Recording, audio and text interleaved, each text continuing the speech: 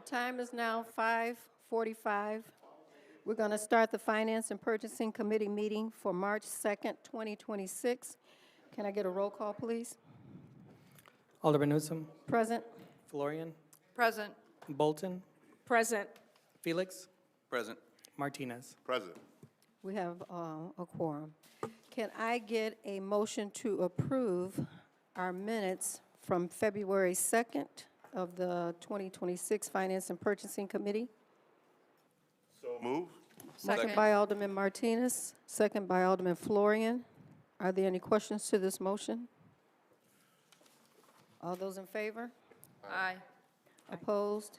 Motion carried. Item D, can I get approval of the minutes from February 17th, 2026, Special Finance and Purchasing Committee? So moved. Motion by Alderman Florian. Second. Second. Second by Alderman Felix. Are there any questions to this motion? All those in favor? Aye. Aye. Aye. Opposed? Motion carried. Item E, public comment. Is there anyone that wants to go to the podium? Good evening, council. I see on the agenda we're going to talk about aldermen's compensation. I want to remind some of you aldermen when y'all first came in office, y'all wanted to stop the clerk from getting a raise. You said the clerk didn't need a raise.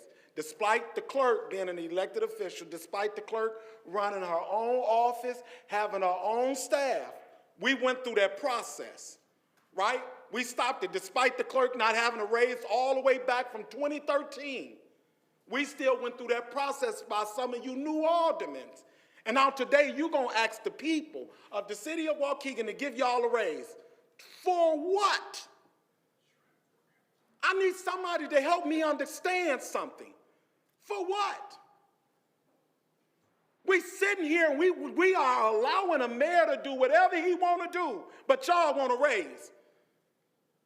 The people asked y'all to put together an ordinance for a recall. But y'all don't want to do that, and that's what y'all elected to do, to create policies and ordinances. We have this right on a state level. So I'm asking you aldermen, what's the fight or what's the big fuss about creating an ordinance for one? If you're doing your job like you want these raises, then you shouldn't be in fear of being recalled. That's the logic. That's the logistic. And then here it is. We get 3 minutes to speak at the podium at the council meeting. But y'all get 15, 20, or 30. You get to ramble on all day about a bunch of nothing. When you have that same opportunity to create meetings, like Alderman Victor, my sister stay in your ward, and she ain't been to a ward meeting yet.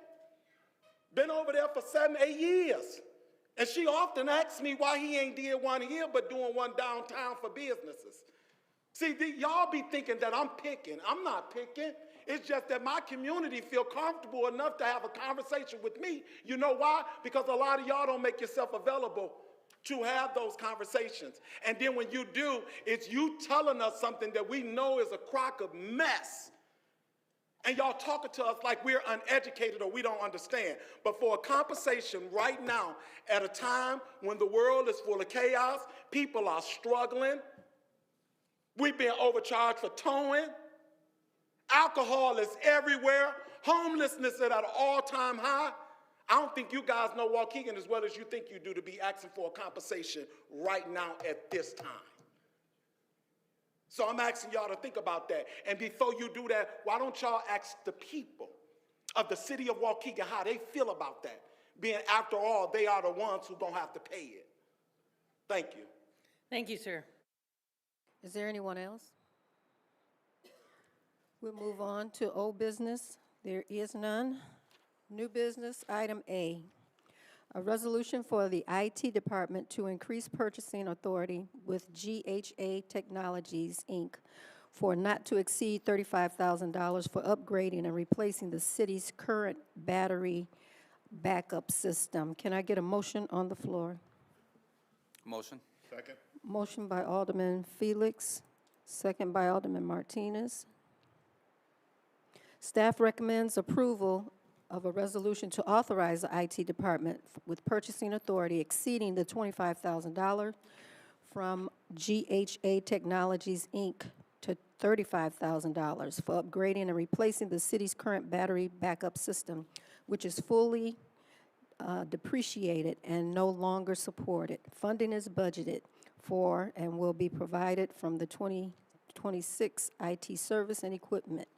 Line item GL 100-103-724801. Are there any questions? Can I get a roll call, please? Alderman Newsom, Aye. Florian, Aye. Bolton, Aye. Felix, Aye. Martinez. Aye. Motion carried. Item B, a resolution for the IT department to increase spending authority for professional services from Impact Networking LLC for not to exceed amount of $39,979.17 monthly over a 5-year contract for a total amount of $2.4 million to provide comprehensive security monitoring and threat detection across our entire IT environment. Can I get a motion? Motion. Second. Motion by Alderman Felix, second by Alderman Florian.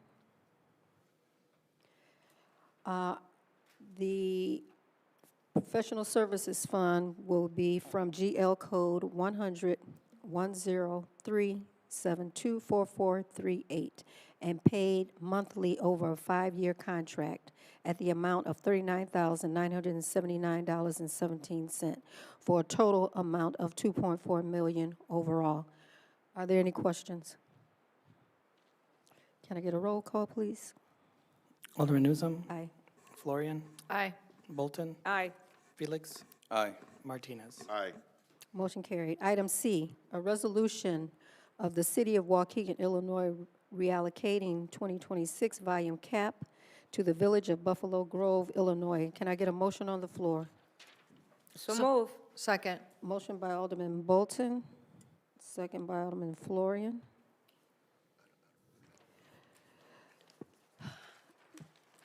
The Lake County Partnership for Economic Development, Inc. has offered Lake County home rule municipalities the opportunity to participate in a program to combine their respective volume cap allocations and create a private activity bond clearinghouse pool to facilitate the issuance of tax-exempt private activity bonds to finance manufacturing and multifamily housing projects in Lake County, Illinois, for economic development purposes. The City of Waukegan has a 2026 private activity volume cap of $11,956,950, for which there is no application for use. It is there proposed that the City of Waukegan reallocate its 2026 private activity volume cap to the Village of Buffalo Grove, Illinois. Are there any questions? Roll call, please. Alderman Newsom, Aye. Florian, Aye. Bolton, Aye. Felix, Aye. Martinez. Aye. Motion carried. Item D on the agenda is discussion for automatic compensation. Is there anyone that was going to lead that conversation on the committee? Believe Alderman Turner and Alderman Guzman wanted to go over that. Alderman, All right. Alderman Turner? yes, ma'am, thank you. Alderman Guzman, this is Alderman Guzman's motion. I made the second on it, and I contacted Alderman Guzman a few minutes before the committee started. He's not going to be here for another 20 minutes, so if you would allow me, I'll start the conversation. You can start. Great, thank you. So, as you all know, we haven't had a raise. I think the last raise was for the alderman was in 2001. I'm not. No, When was it? 2000. When I came in 2003, we were making $18,000. Okay. It has been increased one time in the 23 years that I've been here. Right. And that was in 2007, I believe. Okay. So there hasn't been an increase since 2007. Wow. So, all right, thank you. So we make $10.67 an hour. And I don't know if everyone realizes it, but the alderman is the face of, for many of us, each of us has over 10,000 constituents in our ward, 10,614 or something like that, right? So we are the face and the point of contact for city government for the vast majority of our constituents. And there is no day off, and there is no hours, right? So it's whenever they want, they need something, they want contact. It doesn't matter if it's 11 o'clock at night, 3 o'clock in the morning. It doesn't matter if it's Saturday, Sundays, holidays, and we take that on willingly. However, and we give, each of us, I know all of us, give a lot of time to this position. And so at $10.67 an hour, and that is $22,000 a year divided by the standard 2,080 hours. That's how you arrive at the hourly figure, okay? So I pulled the salaries for top 10 aldermanic salaries in the state of Illinois. The high is the city of Chicago, $59.94 an hour.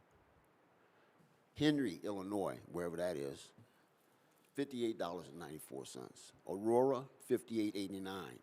Villa Park, $58.29. Homer Glen, $58.20. Naperville, $57.99. Rockford, $57.30. Urbana, $56.83. Deerfield, $56.58. Champaign, $56.49. So you can see by comparison, we are far and far below what the norm is for cities of our size. Bear in mind, we are the county seat. We are the 9th largest city in the state. And as I said, we give, I know, because I talk to all of you, I know what we do. The public sometimes doesn't know, and how could they? Everyone's not going to know what we do, but we do give a lot of time to this. Now, some will say, well, it's a part-time job, and I'll tell you that you don't base salaries on part-time. So none of these salaries are based on part-time. It's a full-time job. These are full-time salaries. This is what the salary would be full-time. Speaking for myself, I give a lot to this job, put a lot of effort, a lot of time. There is no day off.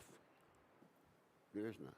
There's no day off, and there are no set hours. We don't work 20 hours a week or 40 hours a week. It varies drastically by alderman and by necessity. So this is why we've had some discussion. We cannot discuss, by law, we cannot discuss these things or anything that we're going to vote on amongst ourselves with more than 3 aldermen or 3 elected officials from the council. So that would include the mayor, right? So a number of us have spoken privately, fewer than 4 of us together, and we want to throw this out there for discussion. And I see that Alderman Guzman is here, and but that's my concern, my consideration is, and my ask is that we do increase our salary. We never did. We did not come up with an ask, right? So there's no specific amount that we're asking for. This is to start the discussion. I certainly have a number in mind. But I'd be interested in hearing what others think as well. I have something. Alderman Bolton? And to add to those dynamics, often we are asked to donate to the community part of our earnings. So that's why like myself, I have to work like 3 jobs just to supplement my income. And it's true, my phone could be, both of my phones jumping off the hook. And God forbid if I miss a call, then I'm put on blast or told off and insulted, but it's true, there is no time off. I work when I'm working, and I work when I'm off, and I don't get a day. And so by the time you deduct all those donations, your stipend, you are still making less than $10.68. Alderman Felix? I feel like the conversation, before we can even move to the conversation, I think it would be good to address what was said. Recently, you did get your pay increase, right, Madam Clerk? Yes, after fighting for it twice, because Right. I'm a full-time regular administrator, Yes. department head, yes. So I just want to make sure to clarify, your salary has been increased, and then now you have like a 2% or something like that after that? Is that correct? Every year? That applies to everyone, yes. Yeah, okay. So, next year, next term, it will be to the alderman, I think. Yes, But- the alderman passed an increase, and that included an increase in your stipend and in the 2% as well. Right. So, just want to make sure we clarify. The clerk, Madam Clerk, did get her increase. She fought for it, and it was hard, but 2 times. But she did get it. She does have it. So, and talk about salaries, that was done. I just want to make sure to clarify that. Thank you.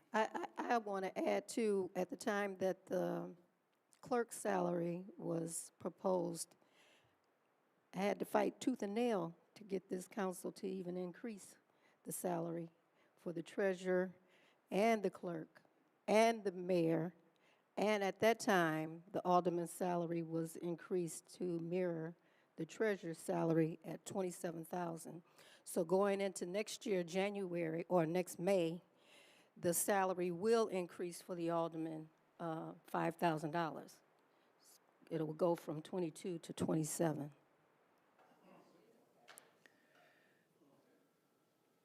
Madam Chair? Oh, she's on the committee. Thank you. Alderman Thank you, Chair.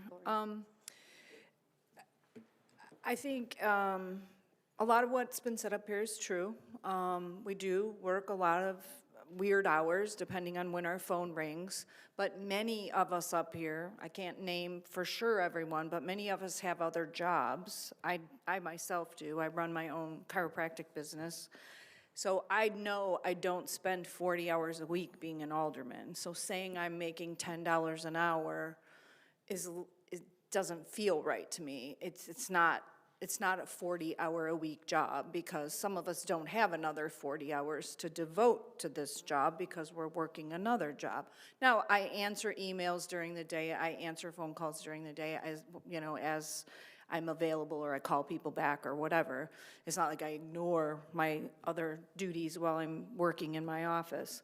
But I don't believe this is considered a full-time job, and I have to disagree that we make $10 an hour and that's based on 40 hours, because there's many of us up here that don't have 40 hours. I know Mr. Hayes, many of you know, is an attorney, and he runs his own business as an attorney, so he doesn't have it, and he has small kids. He doesn't have another 40 hours to devote to being alderman. Frankly, I think anyone that does this job for money needs their head examined, because it's not that. I mean, I'm sorry, it's not. It's about serving your community and trying to represent the people in your neighborhood, your ward. We know when we run for these jobs what the salary is, just like when you guys apply for your jobs, you kind of know what the salary is. You don't have to run for alderman if you don't think $22,000 is enough. Don't run. Let someone else do it. I'm sure there's someone else in line that would like to have the opportunity to do this work for the money that we're paid. And lastly, I just want to say, although in my time up here, I've been here almost 7 years now, I've seen us come a long way. We haven't borrowed any money in 7 years. We haven't raised taxes in 5 years, 6 years, something like that. I'm really proud of that, and we've come a long way. We have a capital replacement fund we never had before. They used to borrow money for snowplows. When we borrow money, it's 30 years. It's like a mortgage. A snowplow, Mr. Garland, does not last 30 years. We used to borrow money to pave roads. Roads do not last 30 years. We're lucky if we get 20 or 25 out of them. To me, as a fiscally responsible person, it makes no sense to borrow for something that doesn't last more than 30 years. You're still paying on it and you have to replace it. So I'm very proud that we now can buy a snowplow. We pave roads with the money we have, and we've paved a lot of roads, I have to say, and we've done a lot better in those areas. So we have a lot to be proud of. But one thing that hangs over our head is we owe $270 million in police and fire pensions. I see one of the deputy chiefs back there and the fire chiefs back there. That huge debt, I mean, it's enormous. And how any one of us, knowing that we have that huge debt sitting there, can come here and ask to make more money, I think is sad. And I'm hoping, and maybe Mr. Garcia can, or the finance director, if this raise goes through, I would like to personally not take the raise. If you can, I know they told me they already have the votes, it's gonna pass, they don't need my vote, whatever. But I would like to renounce the raise and keep my salary at what it is. So I hope we can somehow manage to make that happen. Alderman Guzman. Okay. Alderman Florian just said the city is in debt for $270 million. The state is in debt, how many billions of dollars? The country is in debt $34 trillion, I think last time I saw, or $33 trillion. So that doesn't mean nobody gets a raise ever? It's not feasible, it's not possible if you want to go with that logic. It just isn't. You know, before council comes or before an ordinance comes up, there is a lot of talking back and forth. Okay? I don't know if anybody realizes what it takes to push one little thing. I'll give you an example. The fireboat, okay? The fireboat.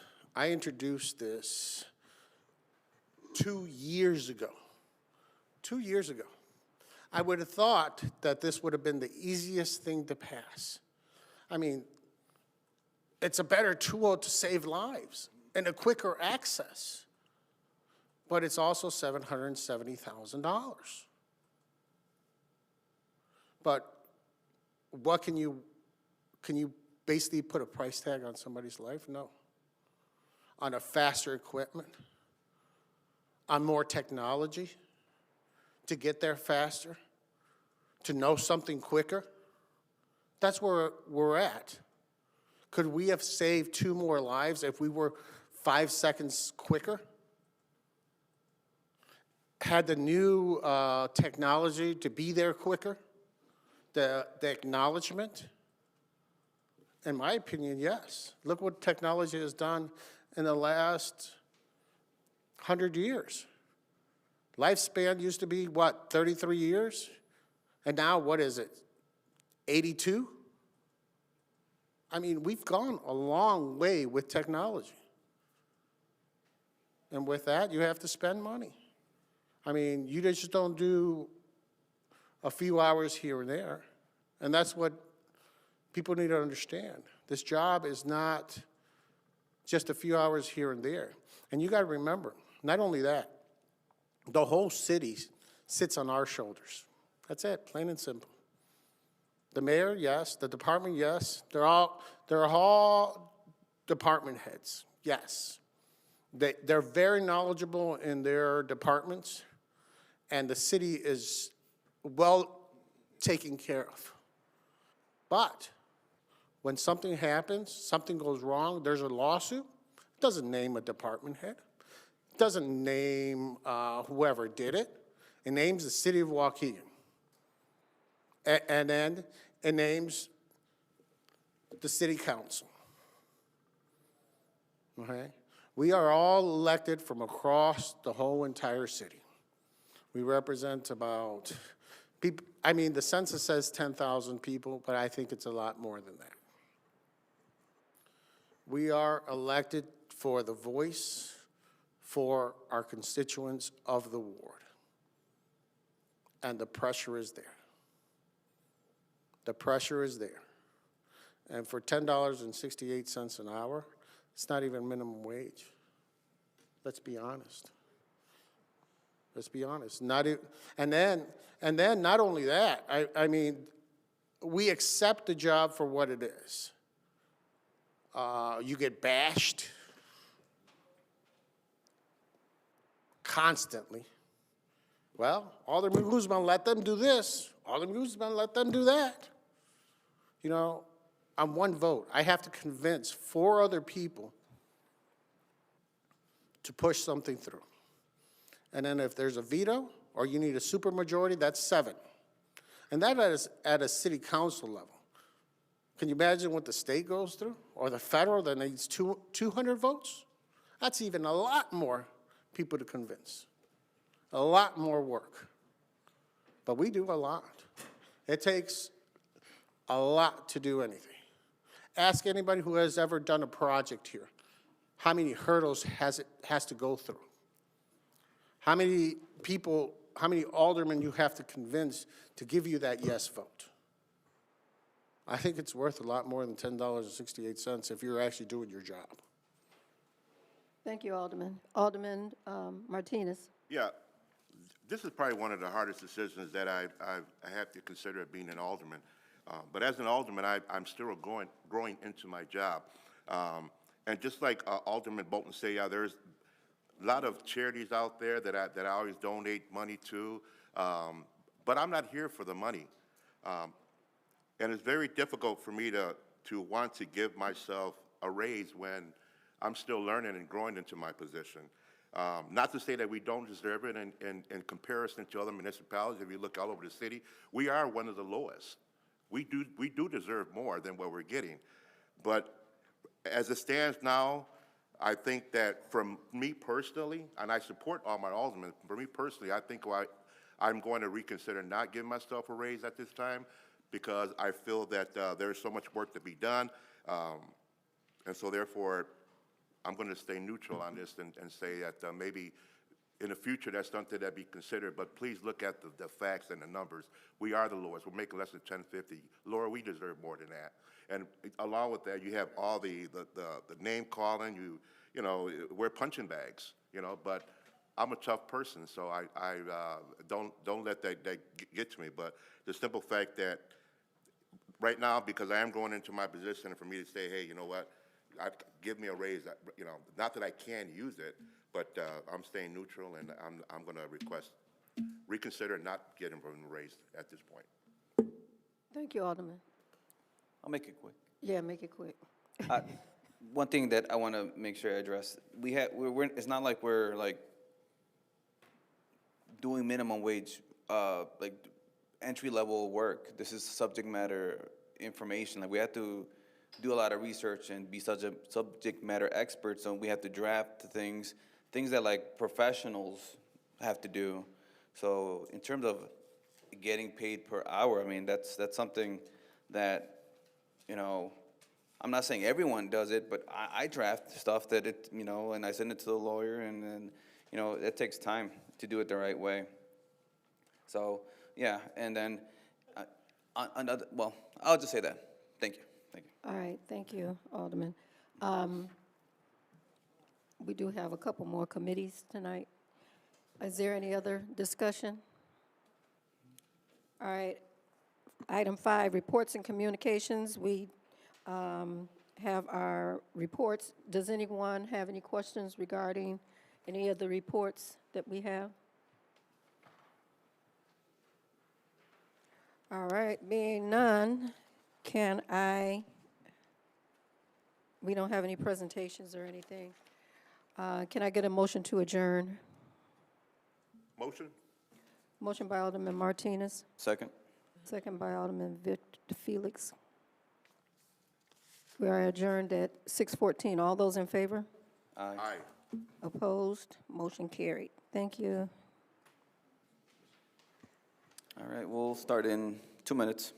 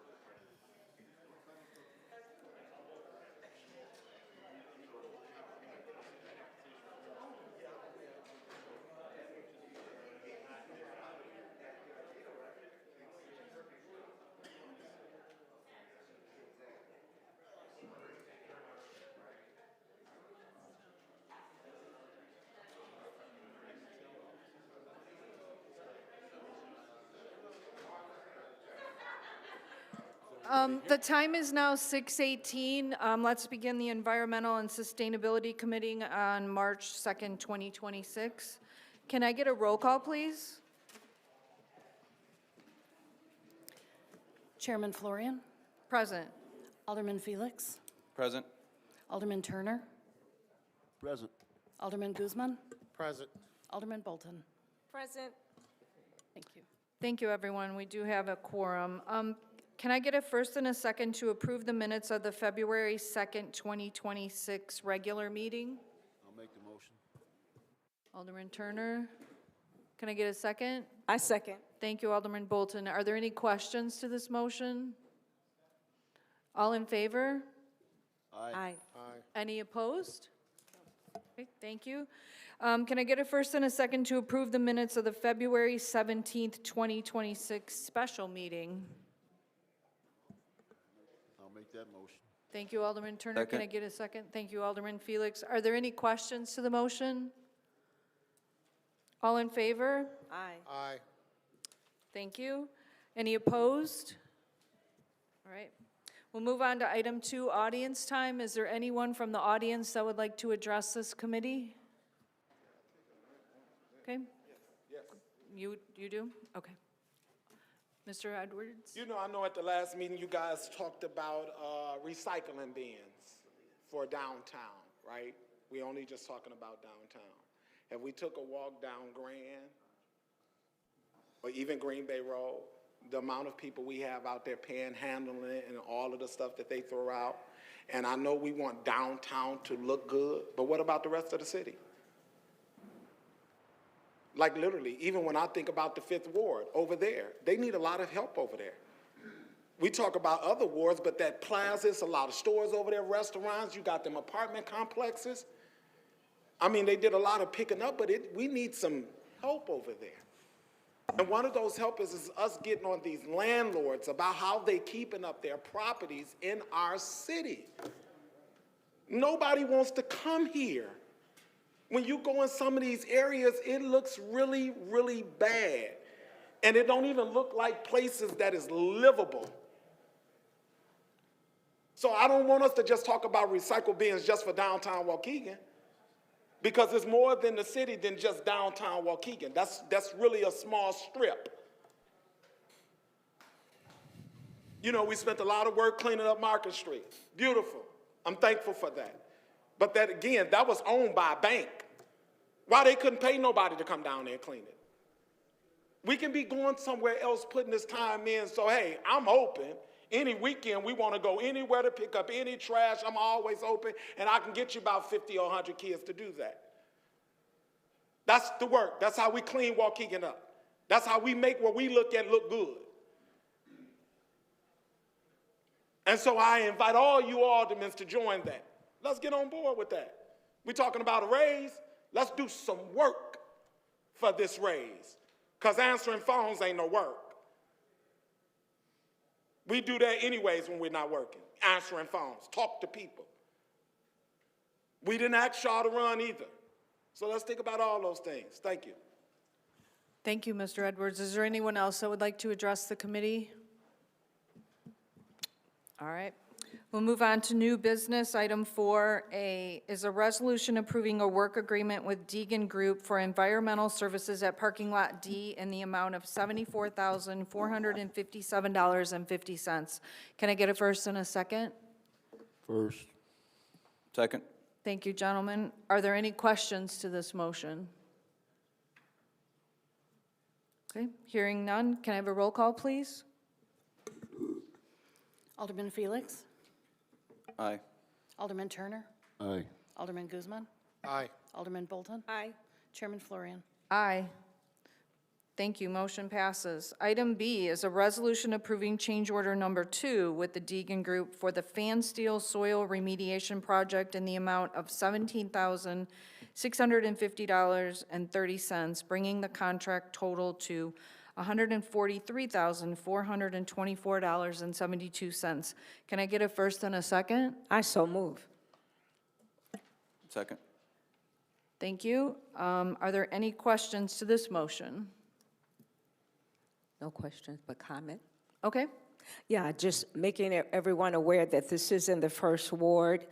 Not only has Market Street been adopted, and they get down there and clean up that area, but also this is, I understand, was previously owned by the US EPA. So we're looking to develop that the more. So we're really trying to give the 1st Ward a facelift. Just wanted to comment on that. Thank you, Alderman Bolton. Any other comments or questions? Okay, roll call, please. Alderman Felix? Aye. Alderman Turner? Aye. Alderman Guzman? Aye. Alderman Bolton? Aye. Chairman Florian? Aye. Thank you. Motion passes. So item C is a resolution approving a 6th amendment to an agreement between the City of Waukegan and Amsky and Associates LLC regarding property located at 801 South Market Street. Can I get a first and a second motion on this? So move. Second. Thank you. So this is a company that wants to develop this property eventually. It's still being cleaned up, correct, Noel? And we keep having to kind of extend the deadline as we are extending the cleanup. So this is just the 6th time we've extended the deadline. Yes. Does anyone have any questions to this motion? Okay, roll call, please. Alderman Felix, Aye. Alderman Turner, Aye. Alderman Guzman, Aye. Alderman Bolton, Aye. Chairman Florian. Aye. Motion passes. Thank you, everyone. Item 5A is a recycling update. I guess I'm not sure who's going to present this. I don't know that there's a presentation necessarily, as I understood at the end of the last committee meeting, that there might be some further discussion for this committee. I know there's also discussion in Public Works Committee, but we wanted to put it on here in case there was further Okay, discussion. and as I understand it, they've left it that they're going to start a downtown pilot project, correct? And kind of see how it goes, and then to address Mr. Edwards' concerns, then potentially expand to the rest of the city. The big issue was, in my opinion, we didn't have recycling available for businesses, apartment complexes, those kind of things, and we're trying to figure out a way to make that work. So, I don't know if they have a timeline yet for when that pilot project is gonna start. Do you know, Alderman Turner? Okay. All right. But we potentially want to expand it to multifamily homes, all the businesses, make it at least available to people, not necessarily force them, but I think of our downtown, and, I mean, there's beer bottles, cans, and none of that stuff gets recycled, because there's nowhere for them to recycle it. So I was most concerned about starting it downtown, but then when I thought about the fact that there's huge apartment buildings in town that don't have it. Is there any way, I mean, I know one of the things I thought about was if you provide garbage disposal in Waukegan, you must offer recycling. Easy fix, right? If you're gonna be a company, because not all, like the businesses have to pay for their own garbage pickup, so they don't necessarily have LRS. But we could pass an ordinance that says if you're gonna collect garbage in Waukegan, you must offer recycling to your customers. That would be the simplest way to solve the problem, in my opinion, but I don't know that we wanna go there. But, I just think it's, in today's world, it's something that we should definitely try to offer to businesses, large corporation, or large apartment buildings and so on. Is there any way we could at least put it in, Noel, where like if you're gonna build, like I'm thinking about this development that's supposed to come to the 8th Ward. Like, is there any way we could say, well, okay, you can do this, but you must also offer recycling? I'll allow Corporation Counsel to correct me if he disagrees. I think that any time that we're offering incentives, it's fair for us to write that into that agreement. If we're not offering incentives, I don't know that we can require that. Okay, that makes sense. Okay. Anybody else have any comments on the recycling? Yes, if I may. Yep. Not really a comment, but I thought about this last night or the night before. I'd really be interested if maybe we can get someone in here to give us a presentation. Ultimately, I would like to tour the facility. I would like to see the recycling process and what that entails, right? So I put a bottle in the garbage or a glass, whatever, and then they pick it up. What happens? Where's the truck go? Was there a conveyor belt? Are there a bunch of guys and gals standing there picking garbage? How does that work? And bottom line, what happens to that stuff that we put in the recycle bin? So maybe we could ask for a presentation. Thanks. We can make that happen. Okay, I don't know if Mr. May is in the room. I hear you were given some information about the PCB lawsuit update. Like, we've been getting kind of berated about the fact that we were left out of the PCB lawsuit, and I wanted to give some information to the community about what that looks like. I realize maybe I misspoke up here. It's sometimes difficult when we vote on 30 or 40 things a meeting to remember everything we vote on, and I apologize for that. That maybe it's the 63-year-old brain that I have, but. So on this, I think our Director of Economic Development, Planning and Zoning is probably the best subject matter expert on this one. Yeah, and I don't know that I am either, as I've been a party to a bunch of emails over the years, but we can do some more homework on it and try to find out the exact status of each of those lawsuits. Okay, that would be great. I would, maybe at the next meeting, beginning of April, we can give the community an update on what we did, why we did it, and where we're at. Yes, and I'll get you an update on that sooner than that as well. Okay, all right, thank you very The much. rest of the council. Does anyone else have anything else they would like to discuss? If not, I'll entertain a motion to adjourn at 6:30. Motion. Second. All in favor? Aye. Any opposed? Okay, thank you all.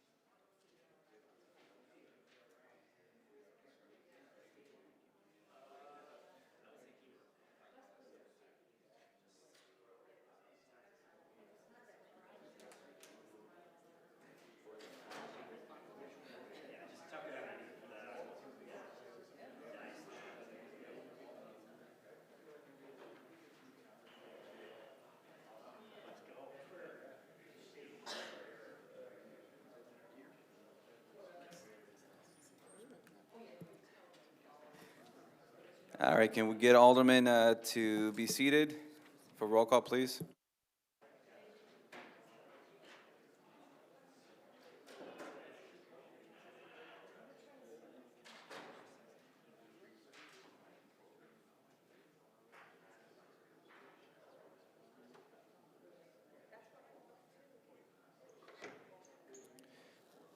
Meeting will start in 1 minute. Can we get Alderman Martinez, Alderwoman Bolton?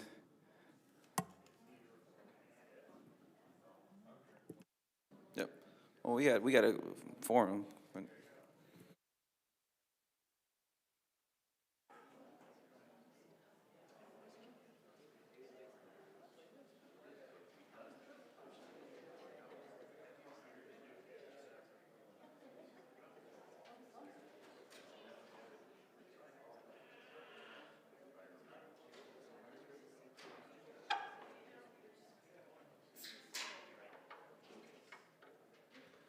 All right.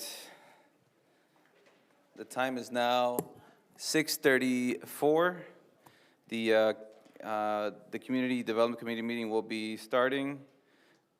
Today is March 2nd, 2026. Can I get a roll call, please? Alderman Martinez. Present. Alderman Donnerworth. Present. Alderman Hayes. Present. Alderman Bolton. Chairman Felix. Present. You have a quorum, sir. All right. Can I get a first and a second to approve the minutes for the regular Community Development Committee meeting of February 2nd, 2026? So moved. Second. First by Alderman Martinez, second by Alderman Donnerworth. Can I get a roll call? Alderman Donnerworth. Aye. Alderman Hayes. Aye. Alderman Martinez. Aye. Alderman Bolton. Present. Aye. Sorry. Chairman Felix. Aye. Motion carries. All right, line item 2, audience time. Does anyone want to speak on audience time? Oh, Ms. Edwards?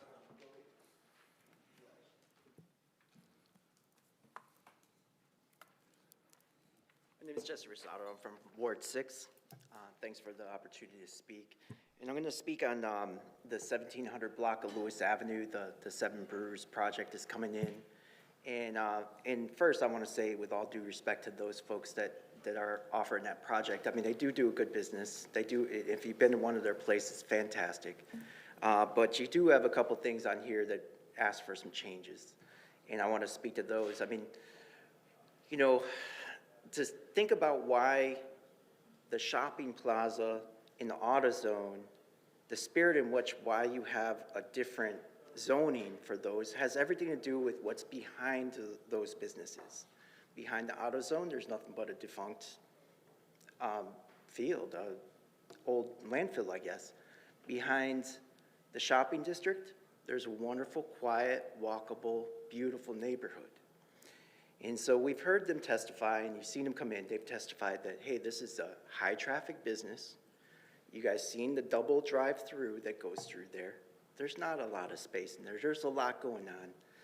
And the difference between that style of business and shopping business is when people go grocery shopping, families go grocery shopping once, twice a week.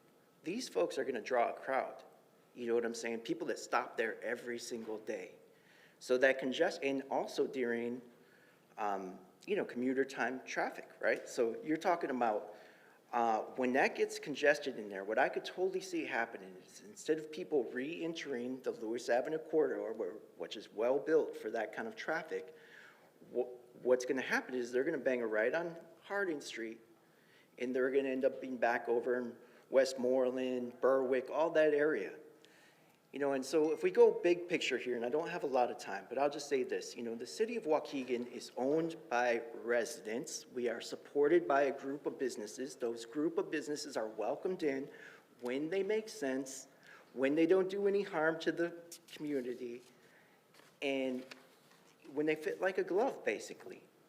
And so does this project fit like a glove? Well, I mean, they're asking for, this thing requires a zoning change. This thing requires a variance on the setback. I mean, that's everything you need to know right there. It doesn't fit. It is a privilege and a pleasure to do business in Waukegan. We don't need to say yes to everyone. And really, it bothers me how much I see this council say yes. Like literally, like if you say yes every time, we could replace you guys with AI bot. It'd take me 5 minutes to train it. You know what I'm saying? Just approve everything and point them to the payment screen. The barrier of entry to do business in the city of Waukegan has to be greater than a check that cashes. It's got to make sense for the residents first, always. Thank you. Thank you, sir. Good evening again. What that gentleman said and every word that it said, it just have to make sense. How many of y'all actually go on Lewis between 1:30 and 5, just in that block? Do you see how terrible it is? The amount of traffic going through there, the school buses. What's going to happen? But everything that makes $1, y'all just jump on it. Just because it make $1, y'all jump on it. Everybody come here because they know Waukegan just want $1. Same thing with alcohol. They know Waukegan want $1, so they come here. We talk about all of the other places that have those raises. They are thriving. Thriving places because they don't have 50 million alcohol stations. They're thriving. They have businesses there that make sense. It fits like a glove. Now we got on here, item F. We finna do a framework of law enforcement response and accountability. How many citizens involved with that? How many? How many of y'all reached out to the citizens to ask them about this? Their concern.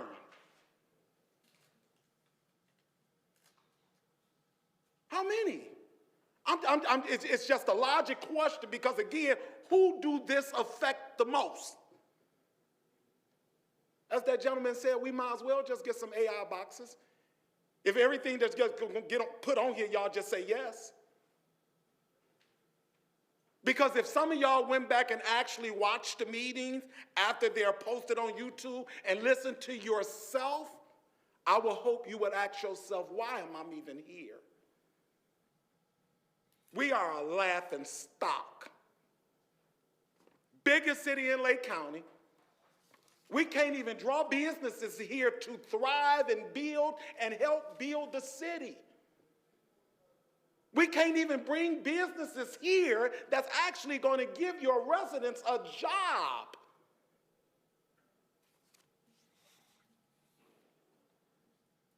I remember years ago, most of the people in the city of Waukegan was homeowners. It's more renters now. Why? Why? Have anybody went and did the research on that? Have we went and drafted anything up about that? Maybe we should. And it'll tell you a whole lot. And so, Mr. Martinez, I appreciate what you did tonight. I promise you I did. 50 people done text me already and clap for you. Thank you. All right, is there anyone else that would like to address? All right, moving on to line item 3, there's no old business. Line item 4, new business. Line item 4A, can I get a first and a second for ordinance amending the zoning classification for 2 parcels, PIN 04-32-300-018 and PIN 04-32-300-2020 at the southwest corner Beach Road and North Lewis Avenue from a B2 Community Shopping District to a R4 General Residence District, zoning calendar number 2823. Can I get a first and a second? First. Second. First by Alderman Martinez, second by Alderman Donenworth. Are there any questions? Can I get a roll call? Alderman Hayes. Aye. Alderman Martinez. Aye. Alderman Donenworth. Aye. Alderman Bolton. Aye. Chairman Felix. Aye. Motion carries. Thank you. Line item 4B, an ordinance approving a planned unit development for an age-restricted multi-unit dwelling at PIN number 04-32-300-018 and PIN 04-320300-020 at the southwest corner of Beach Road and North Lewis Avenue, zoning calendar number 2824. Can I have a first and a second? So move. First by Alderwoman Bolton, second by Alderman Martinez. Any questions?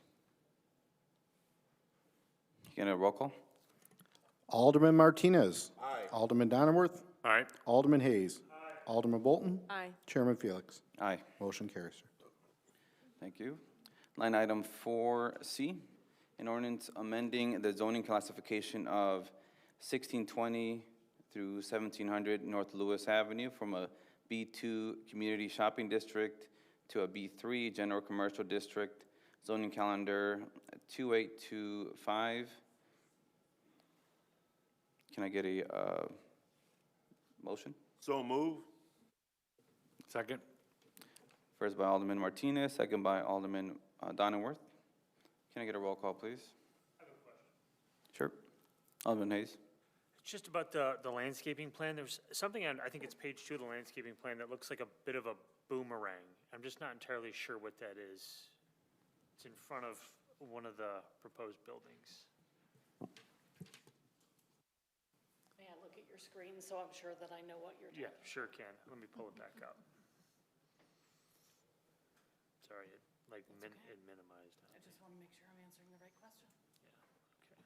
I just lost it. Hold on.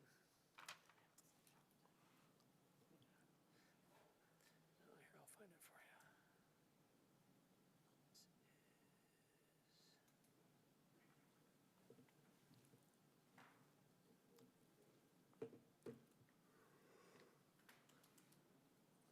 Well, I don't want to hold the meeting up.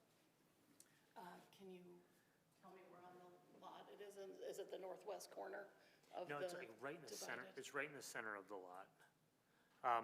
I'm gonna vote yes, I'll just ask after the fact. I thought maybe somebody would have it up, I'm sorry. It's okay. Okay. Can I get a roll call? Alderman Donnerworth. Aye. Alderman Hayes. Aye. Alderman Martinez. Aye. Alderman Bolton. Aye. And Chairman Felix. Aye. Motion carries. Line item D, ordinance approving variance to allow a 4-foot buffer yard instead of the required 10-foot buffer yard at the 1620 through 17 North Lewis Avenue, zoning calendar 2826. Can I get a motion? First? First by Alderman Martinez, Second. second by Alderman Donnerworth. Any questions? Can I get a roll call, please?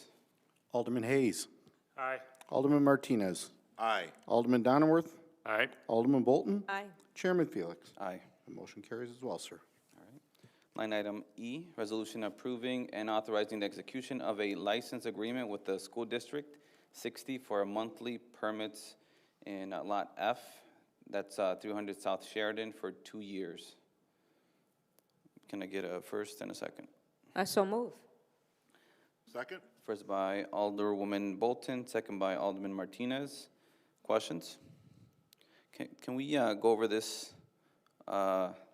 this agreement? Can you give a little background to it? Sure. So, and Deputy Superintendent Moten is also here, so if you have questions specifically for the school district, he can assist in answering those, and feel free to jump in if you think I misstate anything. So the district and the city have been speaking for some time about a license agreement for the district to have monthly permits in one of our downtown parking lots.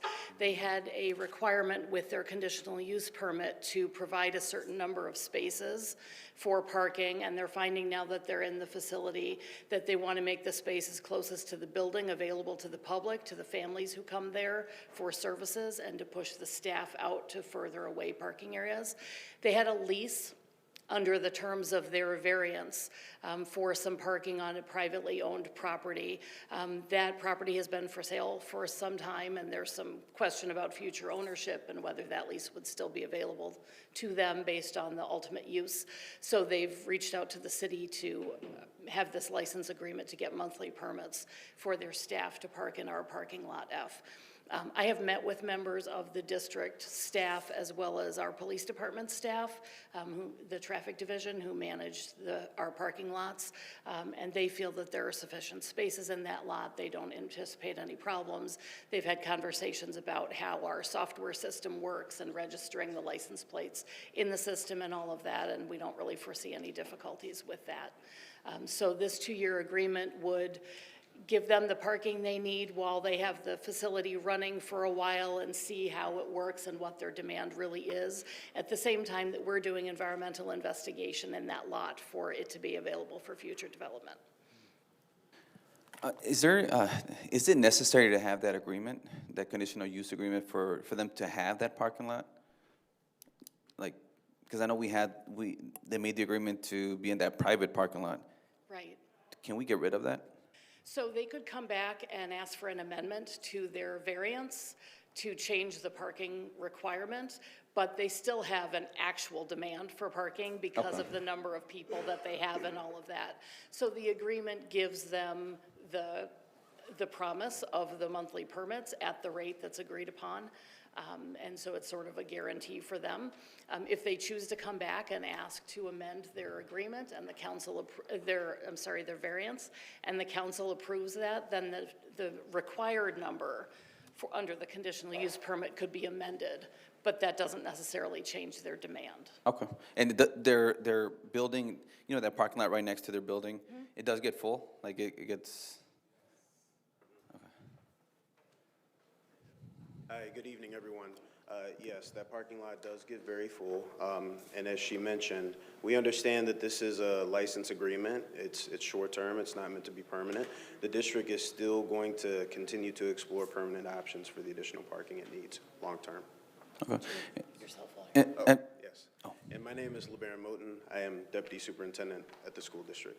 Thank you. Yes, and I want to clarify that I'm not against it. I just want to, you know, hopefully we can have that conversation of maybe getting rid of that necessity for them to require that parking, but definitely still want to have the, you know, the ability to issue the permit. So just wanted to make sure I ask a few questions. We have had that conversation, and if the district chooses to request that, then we can move forward with that process when they're ready to do that. If their interest is there, please bring the entrance forward. Yep, we can have that discussion. All right, any other questions? All right, can we get a roll call? Thank you. Alderman Martinez. Aye. Alderman Donnerworth. Aye. Alderman Hayes. Aye. Alderman Bolton. Aye. Chairman Felix. Aye. Motion carries, sir. All right, line item F, this is a discussion for ordinance establishing a law enforcement response and accountability framework for all law enforcement operations occurring within the jurisdiction of the city of Waukegan. Can I,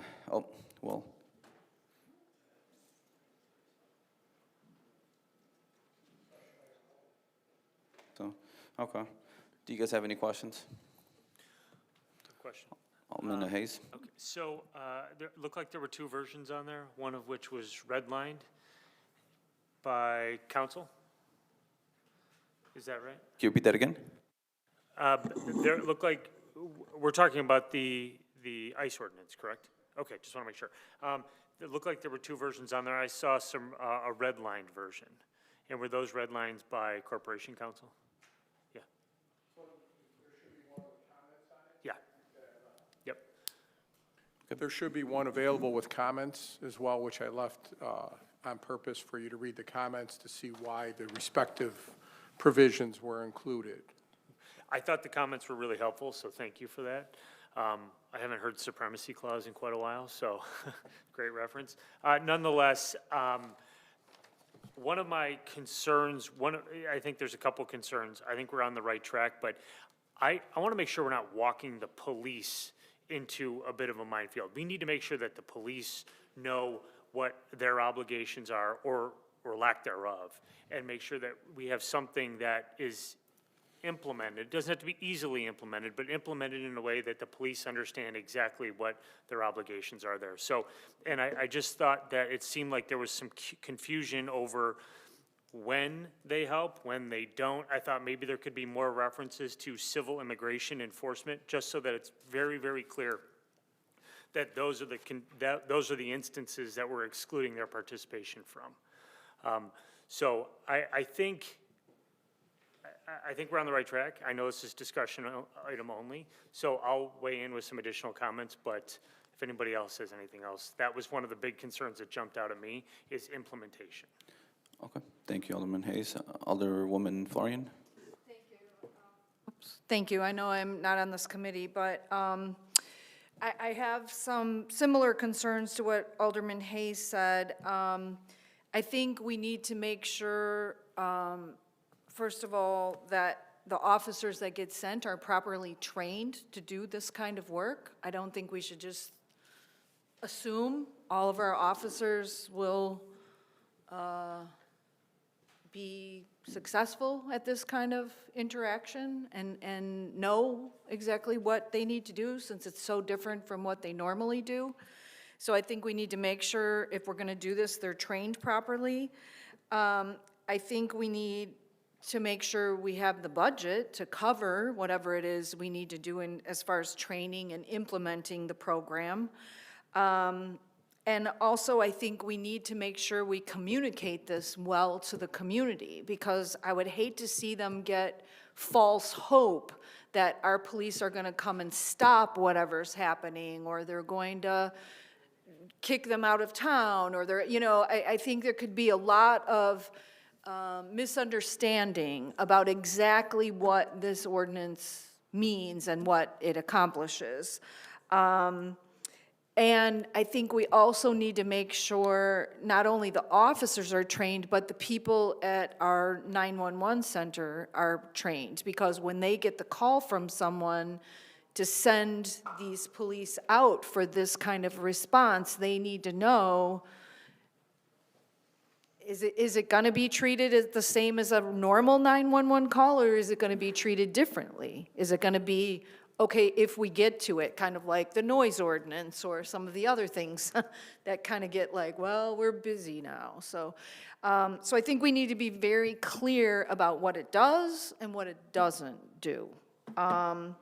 And I think we need to make sure that in the budgeting process, it's not just about budgeting for the police, the training, but also the communication. Are we going to make flyers and put them in the businesses? I mean, certainly we'll do social media, I would assume, but I just think there's some things we need to consider in addition to what is already here in this ordinance. Legal counsel, on the draft, it has on there, it references the Safety Act, and it references other things on there. Does that kind of like clarify what our police can do and can't do? I think that there's sections in there that talk about that, the activities of the police officers. I believe that we've also had conversations with our police department, what this ordinance attempts to do, and again, it's discussion only, and I'm happy to walk through everything with council, is to set forth certain guidelines when responding to that interaction or that 911 call. Body cameras are going to be on, they're going to document and preserve is basically what's going to happen. You can't interfere. Well, it outlines those duties. And one more question I have. We ran this by our state's attorney, because I know when Chicago passed this ordinance, there was a big debate, I'll say, between the state's attorney and the council. Happy to include the state's attorney. We haven't done that yet. So. Okay, I think we need to do that before we vote on this, in my opinion. This is a week or a meeting or two away. Okay. I would like to, I don't know if Tom is here. When I got a briefing or I get updates about this ordinance being drafted, I believe that we have been having that conversation, or we have had that talk. Have we or have we not? I can speak to that. So we haven't had, the state's attorney's office hasn't reviewed this draft ordinance. We've had discussions preliminarily with the state's attorney like we do. We've been having a lot of discussions about this issue with the state's attorney's office. So they've been informed about this and have informed some of the things we put in, but we haven't had a full review with them of the ordinance. So we'll do that before we bring it in front of the full council. Okay.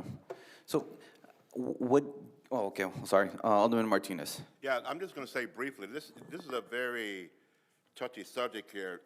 Many moving parts, many open-ended questions, who, what, when, where, and why. So I think that we need to really sit down at this and think it over and make sure that when we present this proposal or ordinance that our T's are crossed and our I's are dotted.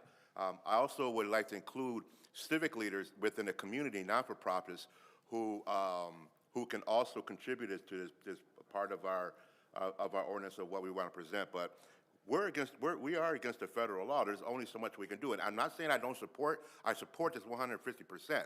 But this is very, very touchy, so we really have to make sure, like Alderman Florian said, that everything is included, that we researched it, we've trained our personnel before we present it to anyone. So again, I think we need more information. I think that we need to go back to the board and put something together before we actually propose this. Thank you. In terms of training, legal counsel, can we even start training if we don't have anything that, or do they need to get a training program? Well, I'm not sure what specific training would be required. Yeah. I would have to talk through it with the chief. If there is something of concern, we probably should be doing that now, simply because these 911 calls do come in, and we are responding, so. That would be one of my main concerns that we can think about and bring it up to the administration, is that how are those phone calls going to be taken?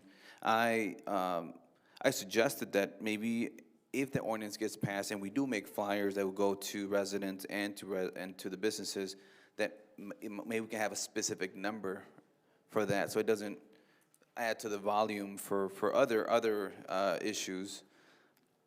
That's something that I brought up, so that was kind of like, okay, well, we'll see if that's a concern, that maybe we can bring that up to. Well, who would answer those calls, though? Wouldn't it be the same 911 operators? Would say so, yeah. Okay, so how would that make it better if we create a whole nother number they call if the same people are answering? We already have a non-emergency number. I would discuss that with the chief before venturing down that path, simply because you don't want to have confusion out there. Alderman Hayes? I would, the spirit of this, I understand, and I get that it's intended to set forth guidelines for police, it seems like police obligations, but, and I'm certainly not saying no to this, but I think our resources might be much better utilized just making sure we have meticulously educated the public about what the police can and can't do, what ICE can and can't do, and what all of their options are when someone knocks on their door and insists that they're allowed to enter, where they're safe, just all city resources. I mean, this helps, but it seems like this maybe doesn't address the issue itself. The issue itself is making people feel safer in the city, not telling them or limiting what the police can and can't do. I think I'm on board with the police not helping immigration enforcement. However, I want to make sure that people understand what their rights are. And Yeah. that, it seems to me like that might be a better use of our resources. And this might, I think the comments are really helpful. Without that, I would have been a little bit lost, but this might create more of a problem. The way honestly, the way I see it is that it's worded specifically, I believe it's worded the way it is because we have to be careful in terms of how we present something like this. That's number one. And in terms of it, like, making sense in terms of what the police can and can't do, I mean, there's no specific guidelines like what a police officer does if they get called for this specific reason. This says this will give them a guideline that they will show up, they will have their body cameras on, they will attempt to ask for information from the officers, immigration officer or agent, and then pretty much it gives them a framework of them reporting the information that's there. They're not gonna get in the way, but they can report, they can ask questions to pretty much document everything. That's pretty much what we're attempting to do. In no way that we can't impede in terms of what the officers are doing, but we definitely, if a camera's there and someone's getting their rights violated, I mean, I'm pretty sure people are more conscious, they'll be more conscious to what their actions are when they're out there. Okay, I understand that. I'm on board with helping see it through. I just want to highlight and make sure we're looking at it from every angle. Do you guys have suggestions? Like, so I'm getting that we need to have, you guys would like some kind of training to be already done or thought about with our police? Can I say something? And do we have our police chief here, deputy? Oh, yes. Can we have a quick word?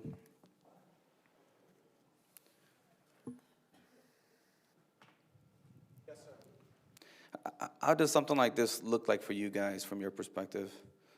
I apologize. You asked me a very broad question, and I'm not familiar with the document that you're speaking of. I would have to review it, and I would even say Chief would need to review it based on the conversations that are going on so that we understand all of the input that's given and we make the right decision. Okay. Okay, I think that's one of the majors. Do you guys have anything else that you guys want to bring it up before the next discussion? Anything that comes up, like? I'll just say that the non-cooperation section, I think it's really murky. So it needs to be dialed in, needs to be much more clear. I think the language, there's, a phrase that says shall not be used to construe. That gets really gray. I mean, this is a little nitpicky, but are we saying cannot or shall not or may not? Believe it or not, every single word matters. So I just want to make sure that we are very clear the way that it's drafted. And I think Corporation Counsel did a really good job of highlighting some of his concerns. And I think we can use that as a roadmap for dialing it in a little bit more. Okay. And also, you guys want the state's attorney's input on this, right? Alderwoman. Alderman Martinez? I just say that maybe another consideration is to establish a police task force that we can specifically train and can be experts at this. So when we get these calls, maybe they be the ones that respond to it and then move on from there. But I really do think that again, this is a very touchy subject, so we have to make sure that, our I's are dotted and our T's are crossed. So, but I think establishing some kind of task force would also be beneficial. So with this being said, then I will send an email to, please don't respond to it altogether. I'll send an email with you guys and addressing some of these questions you guys have, and that way we can have an answer and follow up with our legal counsel and our police chief. Any other questions before we end the meeting? All right. That concludes the discussion. And line item 5, reports and communication, actually, really quick, in terms of community development in our downtown, this past Thursday, I went to meet with the owner of the Julian Towers, which is considered the Lakeside Towers. We met with the owner, I met with the building commissioner.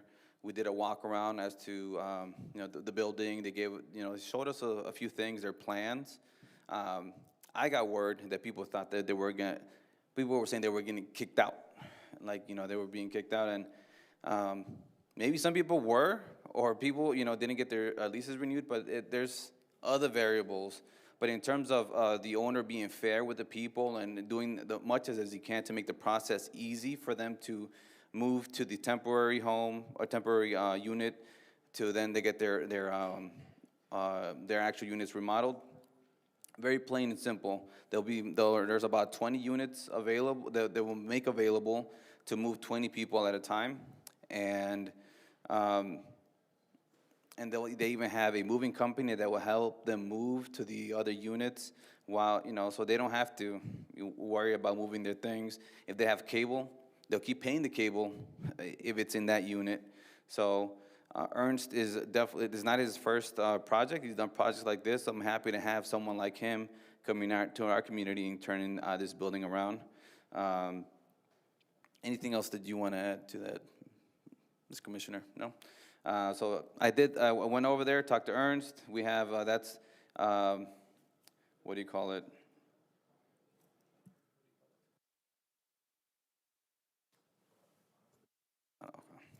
Well, we're helping different types of people with different income have housing. So just wanted to let you guys know that I did the walk around.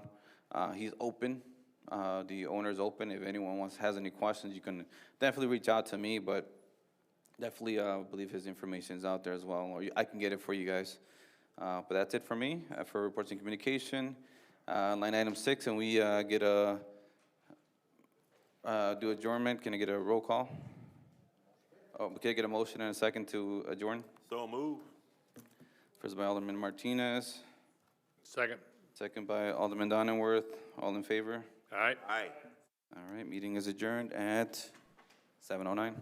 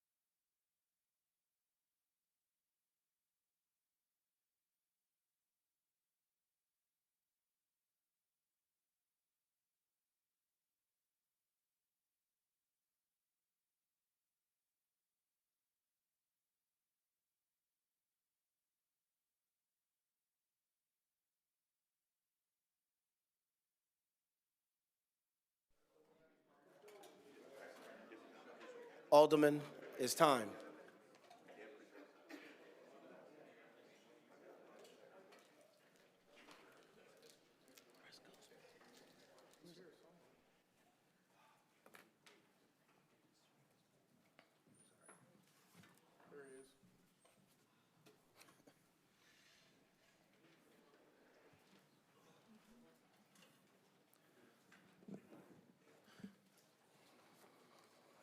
The time has come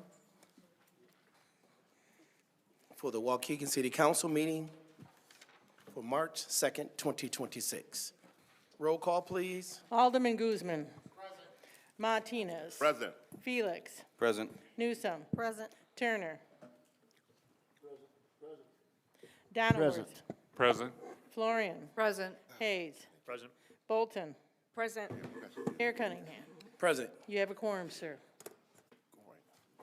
Item B, invocation, pledge, and immediately following that is Pledge of Allegiance. To lead us in invocation will be Prophetess Patricia Hyman. Mrs. Hyman. All rise, please, for the Good evening, Mayor, Alderman, to all the constituents and residents of Lake County. I would like to pray for peace, considering the conflict that we are facing globally, and I would just like to lift up the word of the Lord before it. Isaiah 54:10, for the mountains shall depart and the hills be removed, but my kindness shall not depart from thee, neither shall the covenant of my peace be removed, saith the Lord, that has mercy on thee. And Psalms 4:8, I will both lay me down in peace and sleep, for thou, Lord, only makest me dwell in safety. Father, we come before you now. We lift up the word that you have given us. Father, we honor you and we thank you. Father, we know that truly you are our God and you are our Father. So, Father, we come to this meeting on tonight, and Father, we lift up the spirit of peace. Father God, nationally, globally, Father God, even in this community, we thank you and we honor you. Father, your word says that you are the author and the finisher of our faith. You are the God of peace. So, Father, even as we go forth, even in these meetings, Father, we thank you for peace. And every decision, God, that is made, we pray for your protection, Father God, over our leaders. We pray, Father God, for right decisions to be made. And we honor you, God, for those that have been selected, for those that are in office. We pray your protection, even in a greater way, Father, in the name of Jesus, for each and every one of us, that we will walk humbly before you, God, and in peace. In Jesus' name, amen. Amen. I pledge allegiance to the flag of the United States of America and to the republic for which it stands, one nation, under God, indivisible, with liberty and justice for all.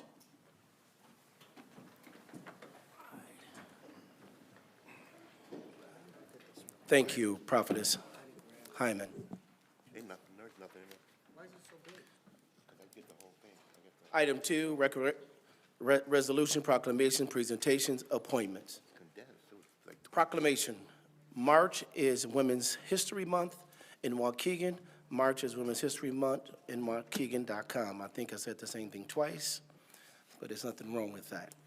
All right, we get a motion on the floor. Motion by Alderman Newsom, second by Alderman Florian. And I'm gonna do a double second by Alderman Bolton Sims for proclamation to be read. Madam Clerk. Thank you, sir. I can do that. Proclamation, March is Women's History Month in Waukegan.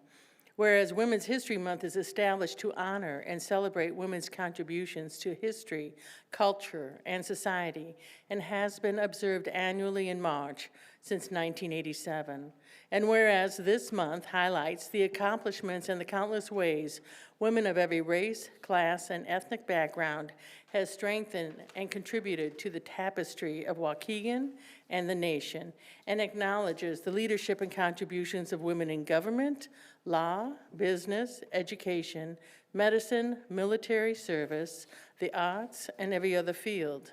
And whereas the courage and sacrifice of women tells the story of history with accounts of pioneers, trailblazers, and groundbreaking women who enhance and enrich society while continuing to nurture the family, fueling the growth and success of tomorrow's leaders. And whereas Waukegan has a long history of women in leadership, including mayor, city clerk, council members, city department directors, and leadership roles in the police and fire departments. And whereas, despite obstacles, women continue to march forward, representing Waukegan in the United States Senate, Illinois State Senate, and Assembly, and make up the majority of members on the Waukegan Public School Board of Education and the Lake County Board. And whereas women have been and continue to be innovators and leaders, wage and opportunity gaps still exist with women earning 83 cents for every dollar earned by a man, with women of color earning even less, and women spend more time performing unpaid household work, including child and elder care. And whereas this month highlights the countless women who fought tirelessly and courageously for equality and justice and opportunity in Waukegan and around the world, opening doors for subsequent generations of dreamers and doers. Now therefore be it resolved that Mayor Sam Cunningham and the members of City Council do hereby proclaim March as Women's History Month in Waukegan and honor women's historic contributions to Waukegan and the country. Take action to reverse continued inequities, ensure gender equality for future generations of girls, and work to empower future generations of women trailblazers and visionaries. Adopted this day, 2nd day of March, 2026. Any questions to the proclamation? Just need a voice vote. Any questions to the proclamation? All those in favor? Aye. Motion is passed and carried. Is someone here to? No. Is anyone here? No. All right. As you can see, I probably went out of order a little bit, so we're going to go back to item C and number 1C, mayor's comments. I want to reflect on the powerful way our community marked the final day of Black History Month. The College of Lake County's 41st Annual Salute to Gospel concert at Jesus Name Apostolic Church was an incredible celebration of faith, culture, and unity. Gospel music is a testament to the perseverance, hope, and the unbreakable spirit of our people. I was truly honored to receive the 2025 Harambee Award during that program. I accepted the recognition not for on behalf of myself alone, but on behalf of our entire city.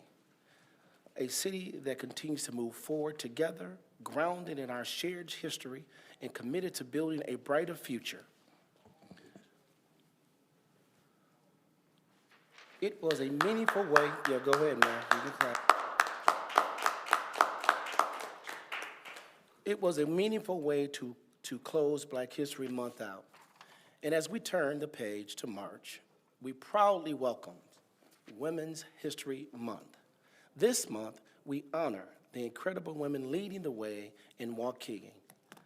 We, when I say we, the panel, the men on this dais, are proud to serve alongside women leaders like City Clerk Janet E. Kilkelly, First Ward Alderman Dr. Sylvia Sims Bolton, Fifth Ward Alderman Edith Edie Newsom, and 8th Ward Alderman Dr. Lynn Florian.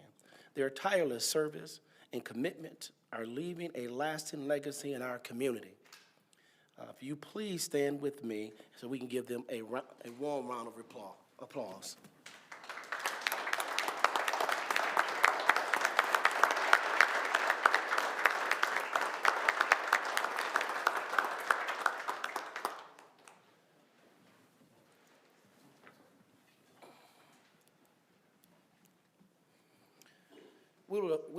We have already officially recognized Women's Month, and I read the proclamation early, so there you go.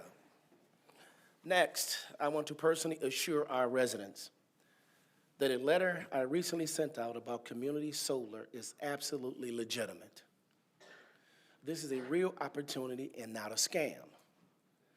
The new Yeoman Creek Community Solar Farm gives households in Waukegan a simple way to save on energy costs while supporting clean, renewable energy, all without installing solar panels or paying any enrollment fees.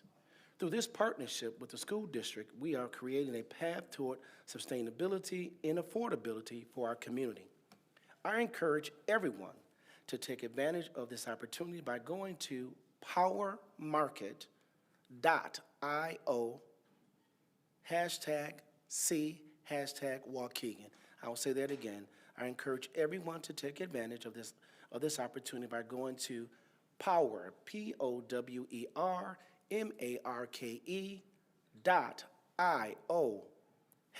#C #Waukegan, WAUKEGN. And this, for those who didn't see, this was the letter that had gone out. And I think the company that we were working with had the cost of that, just to let everyone know. I would also like to take a moment to honor the life of retired Waukegan Fire Department Lieutenant Joseph Musick, who recently passed away at the young age of 100 years old. Lieutenant Musick was part of what we proudly call the greatest generation. He served our country in WW2 and was honorably discharged in 1945 after receiving the Purple Heart for his bravery. His courage on the battlefield speaks volumes about his character and commitment to this nation. After serving his country, he continued his life of service right here, joining the Waukegan Fire Department in 1951. For 27 years, until his retirement in 1978, he dedicated himself to protecting the residents of Waukegan. He was a proud military veteran and a selfless public servant whose legacy will live on through many lives he's touched. On behalf of the city of Waukegan, we extend our deepest condolences to his family and loved ones. May we honor his life not only with words, but by continuing to serve our community with the same courage and integrity he demonstrated for a century. May he rest in peace. I'm saddened to also share that longtime community champion and City of Waukegan volunteer Karen Ball passed away yesterday. Karen played a key role in launching the Waukegan Citizens Police Academy and the Waukegan Citizens Police Academy Alumni Association, and was deeply involved with Waukegan Fire Department and Waukegan CERT teams. Her dedication to service left a lasting impact on our community. Memorial and funeral arrangements are pending. She will be greatly missed, and our heartfelt condolences go out to her and her entire family during these difficult times. Lastly, as we get closer to spring, the weather will get warmer, which also means you will see infrastructure projects progressing in our streets, sidewalks, and public spaces. These improvements are part of our continued commitment to rebuild Waukegan for the generations to come. As construction season ramps up, I ask for your patience and understanding. Pardon the dust. The temporary inconvenience will lead to safer roads, improved infrastructure, and a stronger foundation for our city's future. Together, we will rebuild Waukegan. I want to also add, and Alderman, I'm certainly going to need all of your help on this one. Lead line services is an ongoing project, as we all know. However, we've hit a small stumbling block, and the stumbling block is we're only at what we call 5% participation rate. Well, that being said, we have constantly moved at getting grants. I think this started back 2021, 22 for lead lines. Well, because we've have that low participation rate, there is a possibility that those grants, while we might receive them, we cannot use them because we have to get our city to participate more. What does participate means? Participate means that we identify where those lead lines are at. That's what participation means. With that being said, we need to move into other measures in order to make sure that we get our residents to open doors so we can check to see if they have lead lines. Again, this is not something that the city is doing. This is a federal mandate with federal dollars. If we do not, we have a September 2026 deadline. We're subject to lose close to $1.5 million if we don't bump up this participation rate. So we are going to be working with staff, along with you, and possibly some of our community leaders. When I mean community leaders, the real block captains. I mean, the ones who can tell who the neighbors listen to, and we all know who they are. So, because we have to get this participation rate up. We just have to. If not, the deadline is still there. The dollars that are coming in from the federal side of it and the state side will then go away because we will lose them. Then we, when I say we, the city would have to pay that, and that's something we don't want to do. I don't think none of us on this dais wants to ever send back federal dollars or state dollars. Do we all agree to that? Let the church say amen. Amen. All right. So if you hear of calls that are coming to you that we are taking a little bit more aggressive measures to make sure, and all this is just to open the door so we can see if you have a lead line in your home. That's all this is. Mm-hmm. It's being replaced from the street up to the resident's home. We must get this done, and I think this is a joint effort on all of us to make sure this happens efficiently and effectively. And if I could add to that, we as aldermen have been door to door. If your address come on that list, please acknowledge us, as well as your letters that you are receiving. Thank you. Yeah, and thank you, Alderman. We have had some aldermen go out. I mean, I shouldn't say, we've had aldermen go out and knock on doors as well. Right now, we're at the finish line. We just got to get it done. That's just bottom line, folks. So if you get some complaints, and you probably will, be mindful as what it's all about, all right? Thank you. Again, we're building Waukegan together. Mayor, perhaps with the proclamation for Women's Month, you might want to do a picture with your elected officials and your female department heads. Oh, absolutely. Well, come on up. Come on. Alderman Newsom said that's right. All right, Alderman and Janet. I think I see Noel in there. Yeah, they're gonna come down there, yes. So we have Noel, Ms. Brooks, Ms. Garland, along with the alderman and Madam Clerk.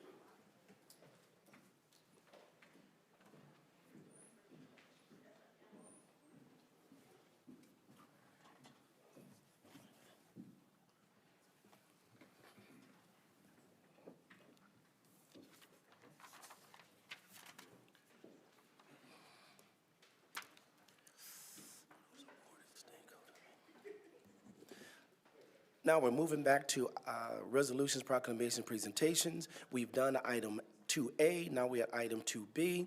There is a motion by Alderman Turner, a second by Alderman Bolton, to approve appointment of Nestor Sogana to the Community Development Block Grant Stakeholders Participation Panel. And he is here in the house. Could you please stand? All right, there's a motion on the floor. Any questions to the motion? Alderman Guzman. Is it a reappointment or a new appointment? All right, I'm okay with it. Thank you. Thank you. Any further questions? Roll call, please. Alderman Guzman. Aye, definitely. Go kick butt, buddy. Martinez. Aye. Felix. Aye. Newsom. Aye. Turner. Aye. Donnerworth. Aye. Florian. Welcome and thank you. Aye. Hayes. Aye.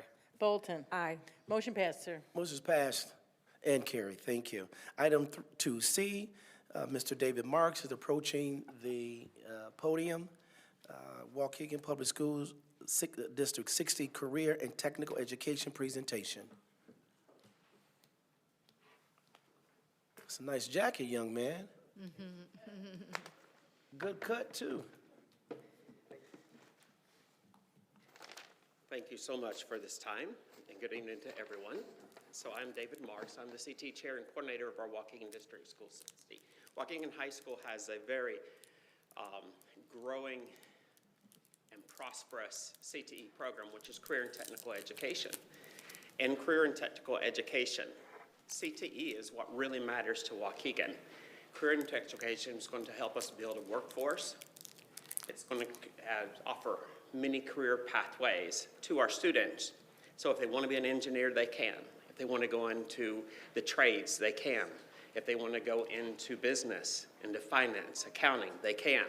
And then also, this builds our local talent that we right here in our community, which is so important that we grow our own when we're rebuilding Waukegan. And we can move to the next slide. Past this one.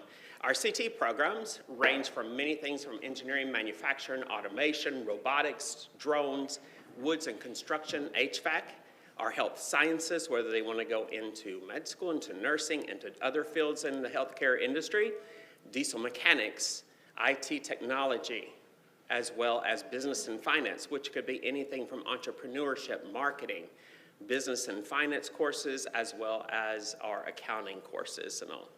Next slide. With industry certifications, this ensures that our students can prove that, yes, they have met industry standards while going through our courses.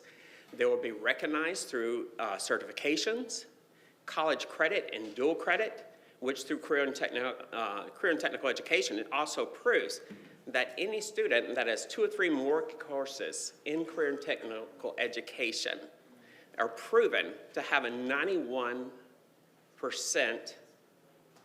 achievement of going to college and a 93% achievement of graduation. And this is huge numbers, all because they have taken career and technical education courses that allows them to open doors and see a pathway to a future of careers. And of course, it makes them career ready. With our next slide.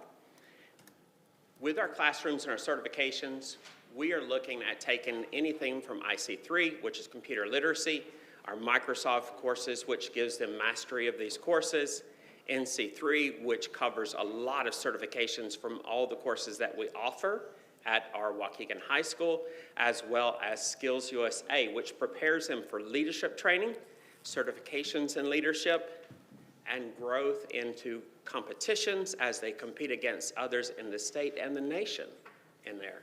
I'd like to introduce one of our president of our Skills USA chapter. Good evening, everyone. My name is Edgar Lopez, and I am Skills USA. This program has shaped my confidence and my leadership skills that I never knew I had. They showed me a clear pathway to my future career. Through competitions and hands-on training, I learned new skills that I never knew I had.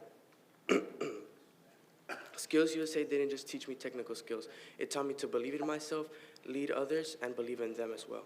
Next slide, please. After The this. next slide, sorry. Thank you. The regional and state competitions, students can compete at the highest level and showcase their skills here from Waukegan. Leadership development, building confidence, professional skills, and teamwork. Waukegan Pride. We represent our school here at Waukegan, at Skills USA with pride, showing them the minds and the skills that we forged here at Waukegan High School. Thank you, Edgar. And Edgar and as most other students that we have seen grow, and as you'll see on the next slide, you'll see many certifications they've reached through Skills USA and also through a lot of our programs at there. Skills USA has allowed students like Edgar grow in where he's competing against other students in the state, and we're hoping to see them compete against other students in the nation as well. It's brought them leadership skills and brought them outside of their box and their comfort zone so that they can be leaders and our future leaders in our communities. And as you see, there's roughly around 4,000 students that go to Waukegan High School. At some point during this time of their 4 years, they're going to take 2 to 3 or maybe more CTE courses, which has allowed us to get over 170 certifications plus. It's allowed 172 students to achieve dual credit for college courses as well. And we have over 30 programs. And so we cover every pathway in the state of Illinois. Why support CT and invest in them? Because that's where our strong workforce is going to come from. If we want to continue rebuilding Waukegan, we need to grow our own. We need to look at what we have here.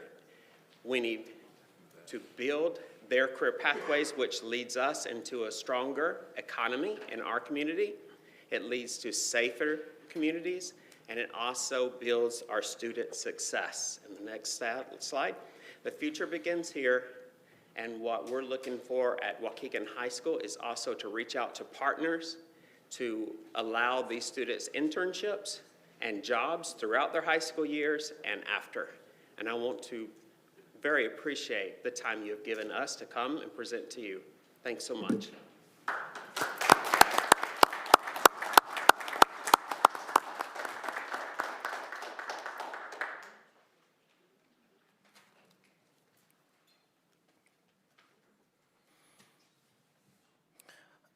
Item 3, audience time. Madam Clerk.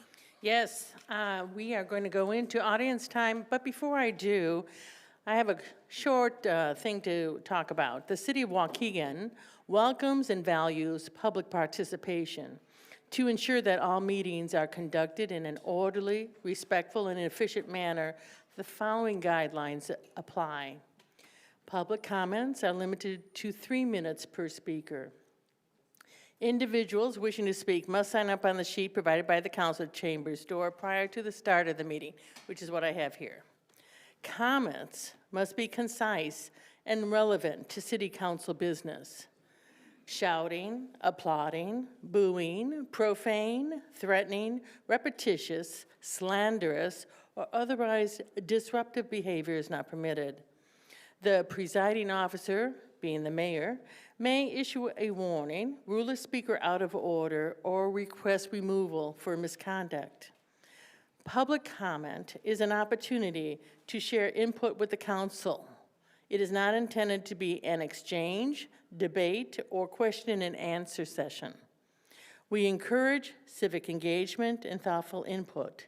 By participating respectfully, you help ensure that everyone has the opportunity to be heard and that city business can be conducted effectively. So I will go ahead and call out those who have signed up. So I have Abraham Palama, Clyde McLemore, Brother Blanks, Wygenia Briscoe, Rayon Edwards, and Margaret Crasco. Go ahead and line up on the east side of the room. Be ready for your 3 minutes. Again, Abraham Palama, Clyde McLemore, Brother Blanks, Wygenia Briscoe, Rayon Edwards, and Margaret Crasco. Go ahead, Mr. Palama. Good evening, Mayor, City Council, and city staff and residents. First, I would like to recognize the City of Waukegan's 167th birthday this past February 23rd. It's amazing to see how much the city has grown and changed over the years. I would like to share an opportunity I had to engage with students at Waukegan High School. My former government teacher, Mr. Hanrahan, invited me to speak about the importance of civic engagement and the ways in which young people can become more involved in their community. He emphasized the value of having a former student return and serve as an example of what it looks like to stay engaged and contribute locally. It was truly an honor to return to my high school and contribute, even in a small way, to such an important conversation. I would encourage everyone on the dais to promote youth involvement and civic participation. On the topic of raises, which was discussed in the Finance Committee previously, I would like to begin by stressing to our elected officials the following. Yes, this is not the best paying job, and it is extremely consuming. But if you're in it for the money, then it is not for you. All elected officials are aware of what they get themselves into. Public service should come first before the desire for a paycheck. Yes, if a raise presents itself, go for it if you believe that it is the best thing in the interest of the city and the constituents. To conclude, I would like to thank Alderman Felix for the discussion with members of the Latino community. It was a strong first step. However, I would like to see a more inclusive format moving forward, where more residents of different backgrounds can participate. I encourage exploring a public forum approach, possibly in a larger venue within the city, to ensure that everyone who wishes to share their ideas can do so. If I can be of any assistance in supporting these efforts, I am more than willing to offer my support. Lastly, I would like to reiterate the importance of this platform that the city provides its residents to voice their concerns, share their perspectives, and speak on issues that matter to them and relate to the city. You do not have to be political to be up here. It is about being informed residents and caring for the city that you live in. Thank you. Thank you. Mr. Clyde McLemore.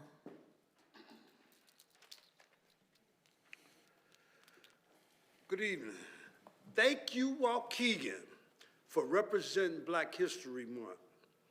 I watched the city council meeting on February the 17th, was very disappointed that we have 3 Black aldermen, and none of the 3 spoke in the condolence of the death of Reverend Jesse Jackson. With the contributions he gave Black people, I was stunned that our 2 Black alder people didn't even speak of it. Reverend Jackson changed the course of elections. He told you that you were somebody. He gave you hope. Y'all are not as old as I am, but with the relationship I had with Reverend Jackson as a Black man, I felt so offended that y'all didn't even speak on his life or the impact he had done for yours. Alderwoman Florin, you spoke that I had been up to the podium to speak about the city torn. I never been up here to speak on it. I was asked by Ron Rogers not to speak on it. You called me and I told you it's always been the mayor who picks the towing company. I also told you that I found that Whitmore had been overcharging Black and brown residents. Randy Whitmore allowed me to go through their books. I also told you that Whitmore people are all concealed carry and explained that it would scare a person who's been shaken up from a car accident, and here comes some gun-carrying white boys to take their car. But I also told you I want nothing to do with it, and you bring my name up in the alderman's comment. Now, my question to you, when the last administration picked who they wanted, where was all the concern? Where was the ordinance then? Every business is supposed to have insurance. Once the car is picked up by the towing company, they are responsible for it. I've been coming to the city council meeting since Mayor Dick Hyde, and I never heard anything about towing, only when Mayor Cunningham became mayor. If anyone would like a copy of the Reverend Jesse Jackson's obituary, please see me. You can download it on your phone. I have the code. Keep hope alive. Thank you, sir. Brother Blanks.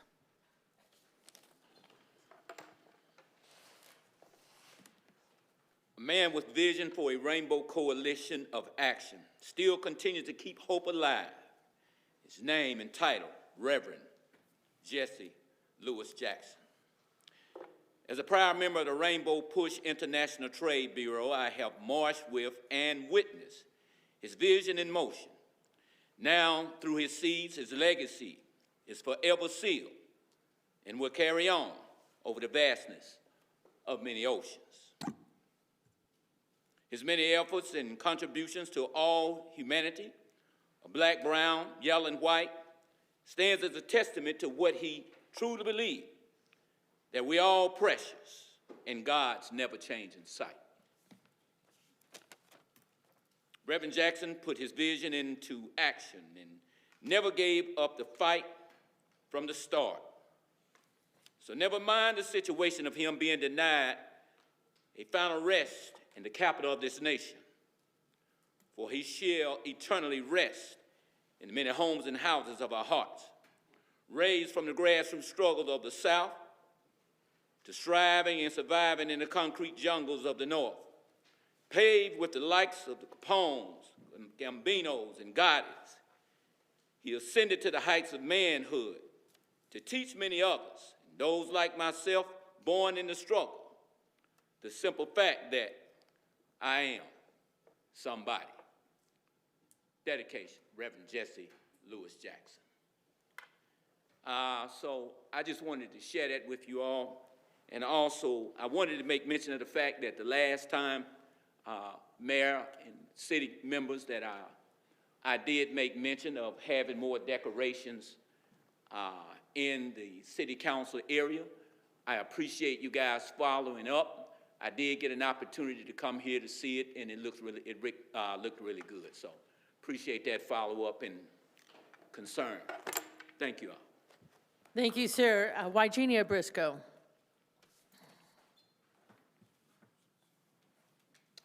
Good afternoon. It's evening now. About 4 points I want to quickly address. One is, I think that all aldermen paid respect to Jesse Jackson last week, and I appreciate that. Just a couple of comments.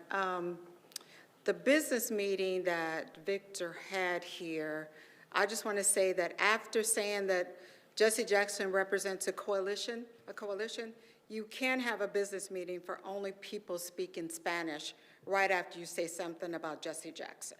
That just was not appropriate. We know that he was for everyone, right? And so if you have a meeting here, one, a business meeting should never take place here that you're only speaking Spanish. This is a city building. If you have a meeting here, make sure it's English or make sure that there are translators here for those of us that want to attend. First thing. Second thing is that it was brought up about salaries for the aldermen. If you guys need more money, I support it 100%. However, I listened to you earlier, Keith, and I quickly did some numbers. It depends upon where you pull your numbers from, right?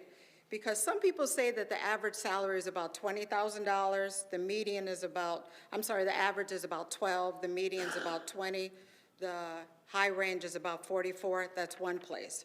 But then if you go to another place, it has about $31,000, $35,000, all the way up to about $44,000. You can pull from anywhere. I think you pull 50-something thousand. You can pull from anywhere, and the numbers will be just where you pull them from. So just make sure that you guys are pulling from the appropriate place and doing your right research. The other thing makes a difference too, whether or not you have a degree, right? Other communities take that into consideration. If you have a degree, it makes a difference. Your years of experience, all that also makes a difference too as far as the raises are concerned.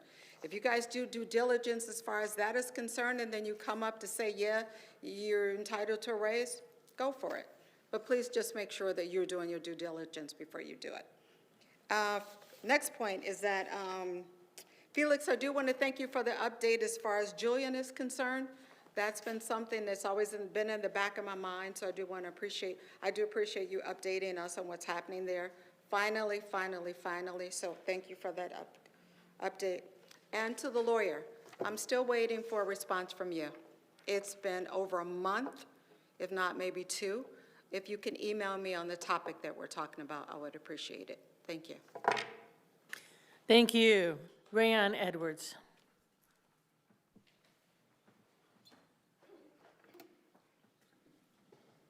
Good evening, Council. Tonight I come in good grace to ask some important questions. Last week at the last City Council meeting, I witnessed a sitting mayor try to strong-arm a sitting alderperson who happens to be a woman about putting an item on the agenda. I've never seen that. You guys have always been able to put items on the agenda. This happens to be about towing. Thank you, Mr. McLemore, for telling the truth about Whitmore. But we left out records, because records been doing the same thing, but I do understand they have donated to Black Lives Matter, so we wouldn't talk about that.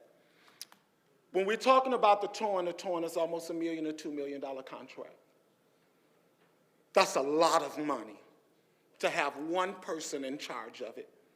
And everybody in the city, as well as everybody in this council meeting, when it was being spoken about, should have asked yourself, what is the big commotion about it being spoken about in public in front of all of us? After all, it is city business, right? We talk about everything else as it relates to city business. Despite what our amazing clerk went through, and I know a lot of y'all ain't going to agree with this, but because she was doing that work under official city business, this city needs to reimburse her back every dollar that she spent for those lawyers. Because I remember when Ann was mayor, she had lawyers represent her, and we took care of that fee. Right is right, wrong is wrong. Indictment is not a conviction. And whether we agree with the system or not, or the ruling, the judge spoke. So we really need to look at that. But despite what you went through, Ms. Clerk, and I'm sorry you went through that. I promise you I am. Despite that, we still come to this council and we ask for 30 pre-approved liquor licensing. So obviously, the mayor didn't learn anything. I'm going to say this to this council, and I want this council to listen to me very good. When we the people come into this chamber to talk at this microphone, you don't have to like what we say. I get it. Ain't nobody coming up here calling y'all out personally. Not at all. We're speaking to you in your capacity as an elected official. And when you ran, you knew what it was. Last week when I was going back and forth with the mayor, his chief of staff called me out my name as I'm walking up out the chamber. Now this is coming from a guy that's sitting in one of the highest positions in the city of Waukegan, who has no college degree. But the last chief of staff we had, we was ready to have him dragged out by the police. Despite how I feel about him, he was well overqualified for the job. Y'all, Waukegan, we got to do better. But city employees calling people out. Thank you, sir. Thank you. Margaret Carrasco.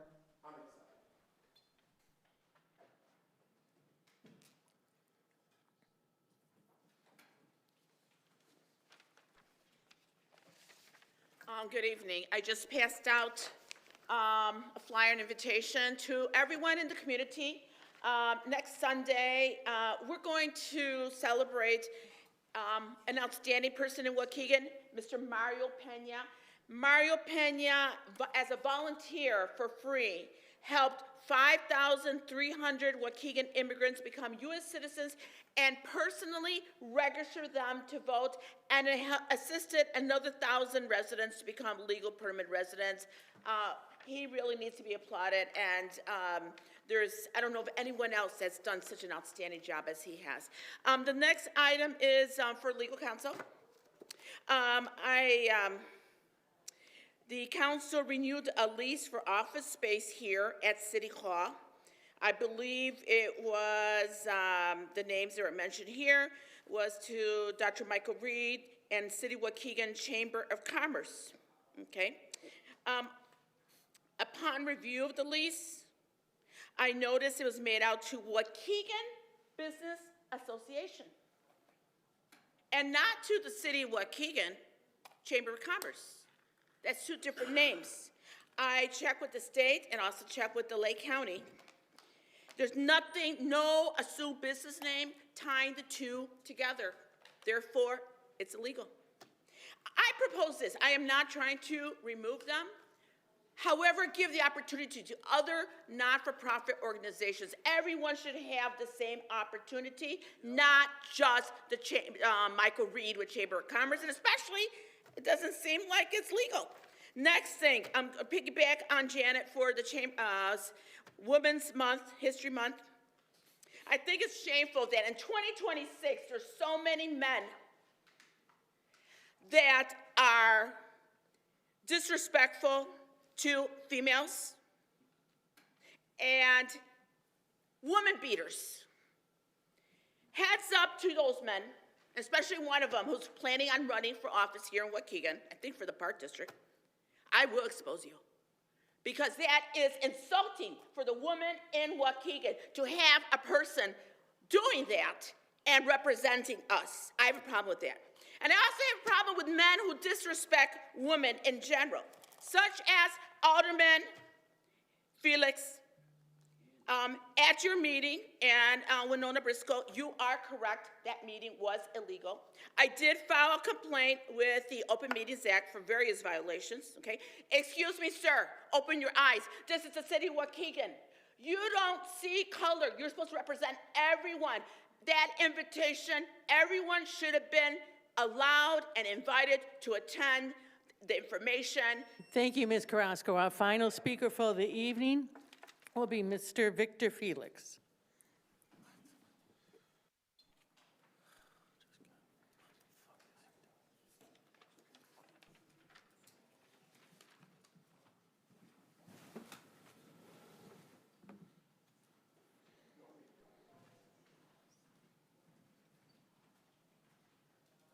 All right. Well, I wanted to address a few things regarding the towing. Around April, March, even February, the conversations were already had. An ordinance was already drafted. I don't know if you guys forgot or didn't care. It's been done. It's been a conversation already about it. Back then, it was rejected. No one wanted to talk about it, but the conversation has already been had. It's more prominent right now that there's a new mayor, but I brought it up already. I don't know why this is like a new thing. I believe we voted or against it, or we just kind of shut it down. Look at the videos. It's right before the new administration came in. It was already being worked on because we wanted to make something fair. So look it up. I mean, there's really no work to be done. That's regarding the towing. I keep hearing about it, but it's been talked about. Addressing the meeting, I'm all for making like a town hall. I'll make a town hall and address everything that I talk about. It's already available in English, but I'm sure I could probably explain it more better, right? I mean, I'm not the only council member here, It's gonna get some feedback, and I welcome that. Welcome the feedback. Definitely, if I can't have it here, then I'll have it somewhere else. But I definitely do want to make sure the Spanish community is being communicated to. That meeting that Margaret said it was, illegal, she was the one that's talking the most. She was advertising her what she's doing, what she does. We welcomed it. It was community leaders, hearing everyone out. That's why I wanted to make sure the leaders were there. They can see it. I'm not a liar. It's okay. Meetings, people are going to have opinions, feedback. I'll welcome it again, and I'll try to make it a lot better. Whoever wants to help out and offering to help out, I'm all for it. And last thing here, I wanted to make sure I mentioned this. Jesse Jackson Jr. is going to come to Waukegan, March 10th at La Canoa. It's going to be from 6 to 8. I welcome everyone to come through, and it's a meet and greet. I'm inviting, not from my political position, from my alderman. Personally, I'm inviting you guys to the meet and greet and get to meet Jesse Jackson Jr. If anyone wants more information, please reach out to me on Facebook or wherever you guys want.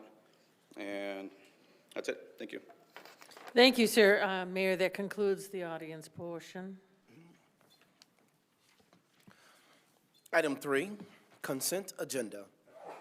I'm sorry, item 4, consent, bless you.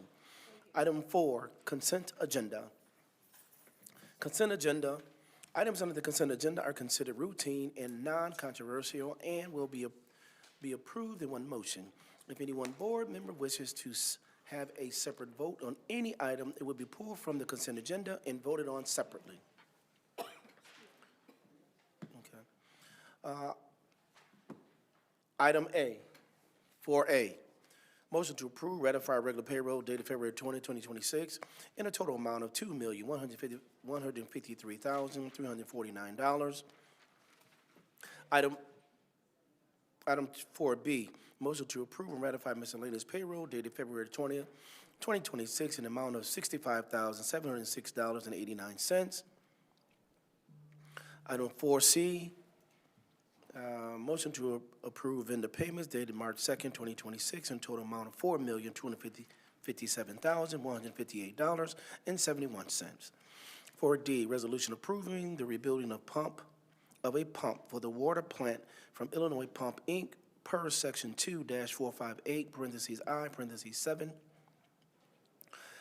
Good faith waiver for amount not to exceed $39,214. Item 4E, resolution seeking to approval to enter into a OSLOT grant agreement with the Illinois Department of Natural Resources for the construction of the Waukegan Dunes and Beach Access Project. The award is for $573,000 and the city match of $573,000 for a total projected cost of $1,146,000. 4F, orders establishing no mow may within the city of Waukegan.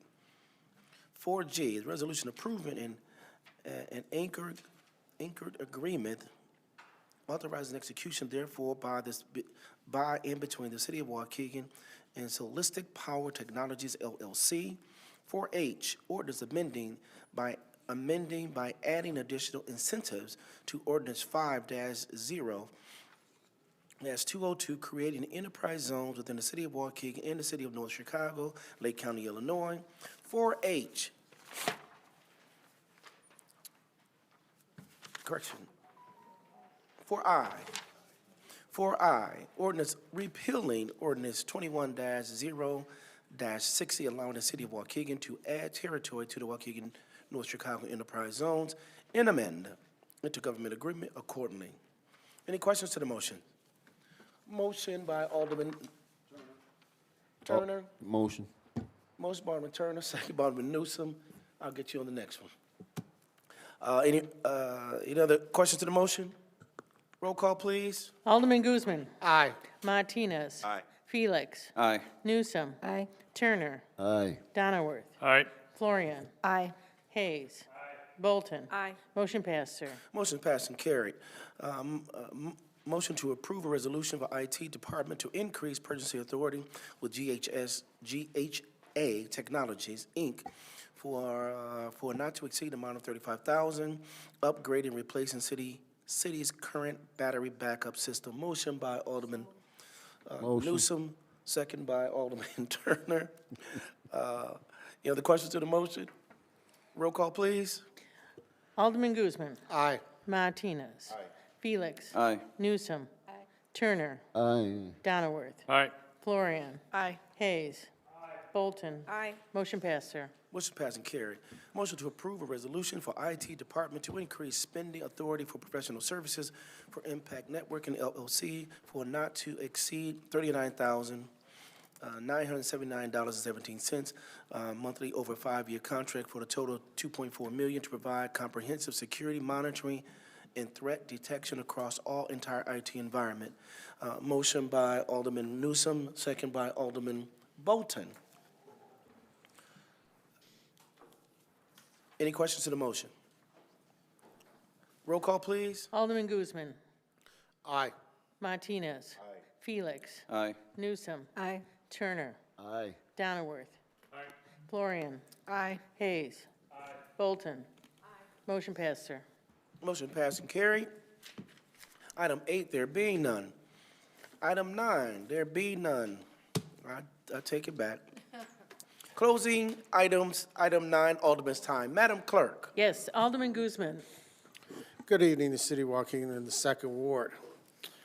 I just want to say I'm very happy with the new appointment. You know, kick butt, show them what you're made of. You know, I don't like reappointments, especially reappointments that have been there 2 and 3 times. So I'm very happy that we got new blood and new people coming in. Next, a couple weeks ago was the city of Waukegan's birthday. I think we should make a bigger deal than just a little simple cake and during the daytime, especially when most of us aldermen are at work. It should be in the evening, maybe some kind of something. Think about something bigger. I mean, if you look at some of these southern towns, I mean, they make a huge big deal on the city's birthday. And I think we should make it bigger on ours because, I mean, we really don't do anything. I mean, it's just something simple, easy, and it's gone. And 167 years is a long time. And they fought very, very hard to for this city to be incorporated and just for us to just do something simple and easy. I think we should start working on something bigger for the city of Waukegan's birthday. Motion. Okay, I do. I really do. It needs to be something bigger for the whole city to participate. You know? And I'll be more than happy to throw that motion in. No, we'll celebrate. Thank you. Thank you. I want to talk about the ongoing progress with 10th Street.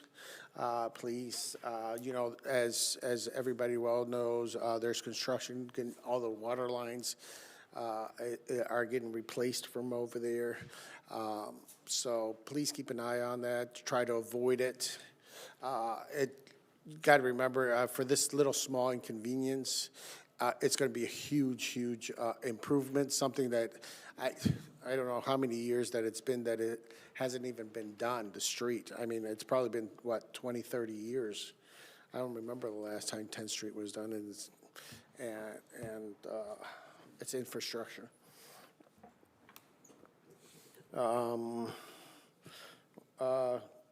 couple of days ago, I was reminded by Facebook about memories, and it popped up that it's now 3 years since I was unofficially elected by the second ward to represent the second ward. How time flies, what the progress is. I mean, just look what's been going on for the last 20 years and what has changed for me in the last 3. I mean, just 2 streets alone. I mean, Washington Street. I mean, that's epic. Epic. You couldn't even drive on the slow lane. Barely on the fast lane. And it's done. It's amazing.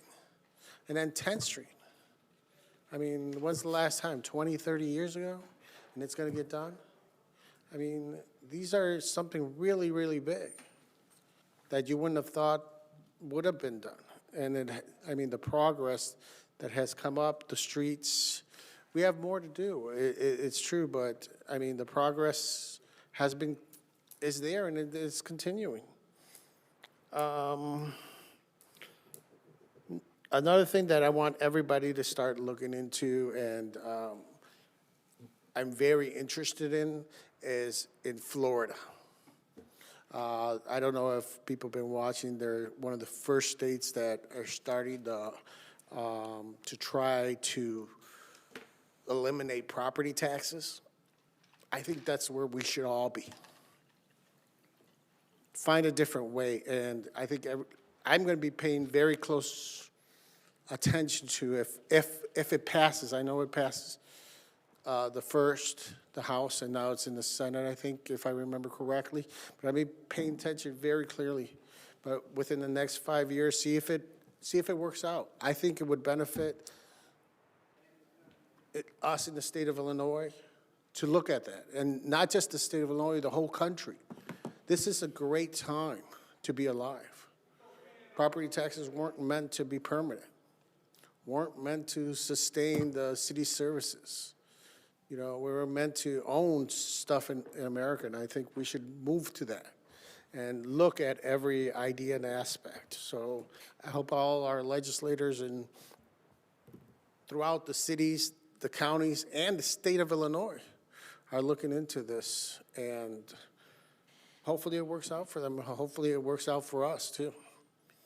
But that's about it. For me, I want to say God bless the city of Waukegan, the great state of Illinois, and the United States of America. Thank you. Alderman Martinez. All right, thank you, Madam Clerk and Council. First, I'd like to say happy birthday, Waukegan, 167 years old. I want to talk about the speeding that's occurring more prevalently on the Grand Avenue. I have been receiving many calls from concerned residents requesting that we put some kind of stop sign or barrier, which is not going to happen because it is Grand Avenue. But I do agree with some of the issues that we are facing. Again, speed seems to be a big factor in most of these accidents. But I also want to let everyone know that any request for changes or potential modifications to the traffic control measures on streets like Grand Avenue, on Lewis, on Washington, requires a comprehensive evaluation to ensure that all potential impacts are considered. Given that the majority of the streets fall within Waukegan's jurisdiction, however, as Grand Avenue is maintained by the state, any control or any changes would necessitate approval from the Illinois Department of Transportation. Basically, just need to slow down. I mean, I feel like I'm reinventing the wheel here when I mention this because it's so redundant. Please slow down. A lot of these accidents, there was one today. And again, over the weekend, I went to a residential, I don't want to mention the street, but there was an accident. Now, again, the residential street, it says 30 miles an hour, and this pickup was on all four. And when I asked the officer what could be the main cause, he said, again, speeding. So we can go and reinvent the wheel, we can put barriers up, but the bottom line is please slow down. You know, there's no other way around it. I don't know, we need to educate, I don't know, we need to send drones, but you know, I get a lot of calls, but please, again, I'm begging you, do your very best, be conscious, you know, be careful, but just slow down. And then hopefully we can take care of some of those problems. I briefly want to talk about also the city stickers. I do know that they are on sale now. You can take advantage of them. They're only $40. And this is to the end of March the 31st. After that, from April 1st to the 30th, they will be going up to $45. And after May 1st, they are going up to $90. So please take advantage of it. You can also avoid some of these long lines by going online. You can register there online and get your city sticker. As spring approaches, I have been in touch with Public Works to schedule our annual dumpster drop-off. Usually this is going to be held on the weekends, on a Saturday preferably. But I already talked to Public Works Director, Mr. Garland, and I would like to be the first one, if no one already put in their request, but keep that in mind. So once I get that information, I will make sure that I share with all my constituents. But that is a customary location. The customary location is going to be Weissfield, which is 100% Lewis Avenue. Also, let me see what else I got here. Oh, don't forget that this weekend, Spring Forward. So before you go to retire on a Saturday night, please make sure that you move your clock up one. So we'll be losing an hour's sleep, but you know, in the long run, it'll be more daylight. So I'm all excited. Spring is around the corner. I know it's been a long winter. I know I dread it. But things are looking up for our city. If you have any questions or you need to get a hold of me, I can reach at 847-390-2689. I also look forward to the final confirmation of the road construction that will be done. Once we get that, I will share that. I do know that Baldwin Avenue will be totally repaved from Washington all the way to Grand Avenue, and it really does need it. It also includes some sidewalks, but so much going on. I just ask my constituents, please be safe, please be mindful, and let's all be a good neighbor. Thank you and good night. Thank you. Alderman Felix. Thank you. A few things. Last week, I met with the Job Center of Lake County. We had a virtual meeting. Met with Omar Ramirez and Girardi, Raul Sanchez. We talked about the opportunities they have for the community. If you own a small business, they have opportunities. You might be able to help out with workers that they train, or you can train at your location. They can gain job experience depending on your business. please reach out to them. Just walk in there and talk about ask them what they can offer for your small business. There's a lot of opportunity over there. Also, if you know of young individuals, have them walk in there as well. We have a job center here in Waukegan. So walk in there, see what the opportunities are. They have many programs. They can have some college paid for, and a whole career. So definitely recommend to visit Job Center Lake County. They're doing a lot of great things there for individuals and also businesses. Small businesses, please go talk to them. Ask for Omar and or Raul. Also, there's a parking on 111 North Genesee. There's a parking lot there. I got a message actually, that there's a homeless guy there, possibly doing drugs. I got pictures sent to me, and there's a whole bunch of trash and a whole bunch of stuff in that parking lot.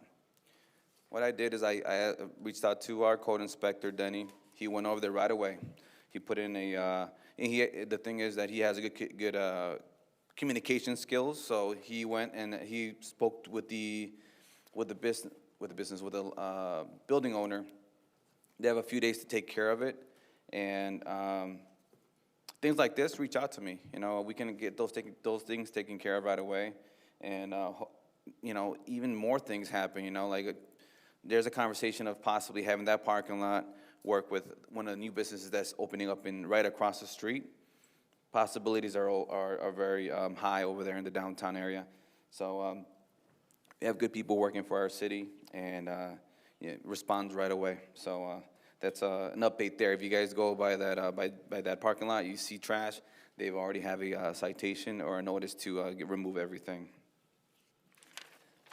Also, regarding in the 4th Ward, so we talked about the water, the lead service line replacement program. In the 4th Ward, there's a lot of old homes, so it's very important that we call the city of Waukegan. You can call me. We can, call for more information. We can send someone out there. I can go out there to teach you how to see if you have lead. It's very important. Your health matters. Lead in drinking water can pose serious risks, especially for children and pregnant women. State law requires cities like Waukegan to identify and remove lead service lines, and we're taking that responsibility seriously, as the mayor said. But we need your help. Please take a few minutes to complete the survey at the www.waukegansurvey.com. Your participation helps us identify homes with lead lines and prioritize replacement faster. Reach out to me. I wanted to ask, Mayor, are we still working with 5 Star? Do we know?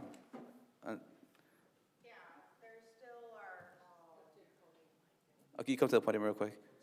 Yeah, because I wanted to mention also, if we're going to send people up there. Simple response is yes, we are. Okay. Yes, we are. Are they in uniform? Yeah, they have their names on the machines and their vests that they wear. They're working on the project going on in the 4th and the 6th Ward, and then, yeah. Okay. Go ahead. Before you go, that's one of the reasons why I made the statement earlier. We're about to roll out, we're working with 5 Star and I think Robinson Construction to roll out a kind of a different method. We're putting that together right now before I make an announcement, but I think it's gonna be a little bit more effective of getting people to open up the doors. So that's why I was like, don't say too much, because we need to confirm with Robinson and 5 Star some of the financial obligations there, then we can roll out. And all of you are gonna help out. It's gonna be it's what you do all the time anyway. So the answer to your question is yes, they are, but we're trying to do another method, and it's something that was used in another community that worked really much more efficient for, communities like ours. Now, we're pretty, we don't trust too many people out coming up to our doors and say, open them up, okay? All right. All right, thank you. And, well, yeah, so just wanted to make sure, there'll be some kind of uniform, and I'm pretty sure we'll bring for some more information regarding that. Yes, sir. Again, for me, Alderman, call us.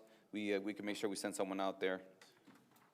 Safe water is is a shared responsibility. Together, we can ensure a clean, reliable drinking water for every family in the 4th Ward. Please reach out to me. I will put you on the list. I will go or have someone go on my behalf, or maybe the company. More information will come to that.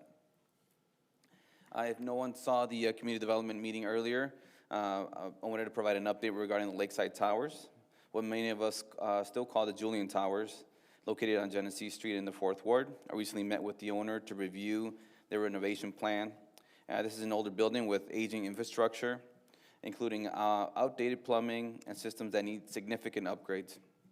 The good news is that the renovations will begin soon. I believe they told me they're looking from March to April, so very soon. The work will be done in sections, approximately 20 units at a time. Residents will be temporarily relocated during construction with a professional moving company assisting them. Once their section is complete, they will move back. No one is being displaced because of these renovations. The goal is improved, safe, and respectable housing conditions. That's being provided. That's the plan. They showed the plan, and it's very. I would say they have a good plan in terms of their heating and everything, and have a great view over there. I was up there, great view. This project also received a $1 million federal grant, which helps move these improvements forward. At the same time, we continue working on market rate housing in our downtown. We need both quality subsidized housing and market rate development to strengthen our local economy and provide options for residents at different income levels. I also want to emphasize that development takes time. I was having a briefing, and Noel mentioned pre-construction. That's the boring part of before you see, the pictures of the cranes and, the hard hats. Pre-construction is very important. That's what we approve a lot of the things that we're approving for studies and whatnot. We're working our way there. You're seeing the outside of it, the more cool things. So pre-construction is very important. And inspection work may not always be visible, but it is critical to doing things the right way. Lastly, I want to say momentum is building in Waukegan. If you see, there's people interested in coming to Waukegan, businesses with 7 Brew being announced, Chick-fil-A opened up, different types of businesses. Like I said, recently, we need to complement these big businesses with small businesses, and it'll just all work together. We just have people coming into Waukegan and adding to our economy. Let's keep moving Waukegan forward, and that's it. Thank you. Alderman Newsom. Alderman Turner. Thank you, Madam Clerk. So, going back, I want to talk again about the, lead service line replacement. In the 6th Ward, we're in progress still in the areas of North Avenue between Glen Flora and Greenwood. We're wrapping that up, and I'll talk a little bit about what that means. We're also in process of replacing the the water main between Western and North Avenue along Glen Flora. That's underway now. Folks, keep in mind when we tear up the asphalt and dig a big hole and they fill it in with gravel, they have to let it settle. They can't just throw the gravel in there and put asphalt over it, and it takes time for it to settle, and then they come back. And of course, they're doing this as the weather fluctuates, that has an impact as well. We've talked about, getting this message out, and I know that there's been a tremendous effort over the last couple of years. I'm really surprised that the response is so low. 5% is really ridiculous. I've been out going door to door, sent out emails and so forth in my ward, and what I would suggest, maybe we try another snail mail. I know it would be extremely expensive. I think we've got 33,000 residential units, houses, single family and so forth. So it would be expensive, and then everybody doesn't read the mail, but maybe we ought to also change our messaging, look at what that is. And just as an example, this bullet point, I'm not being critical, I'm being suggestive. But as an example, in these bullet points that I was given, it says, delays could cost you personally. If we fail to meet state requirements and funding benchmarks, the financial burden may fall directly on property owners. Replacement is expensive. The cost to replace a lead service line ranges from $12,000 to $15,000 per property. I would change that. I would say, if you don't get this done now for free, it's going to cost you a lot. It'll cost you $15,000. You got to get worded so it gets somebody's attention. A lot of people wouldn't even understand what I just read. So get it out there. Hey, either do it now or pay big later, right? And maybe, you know, some signage along that lines. We got the Rebuild Waukegan signs out. We need to put some lead service signs out, big ones that say, get it done.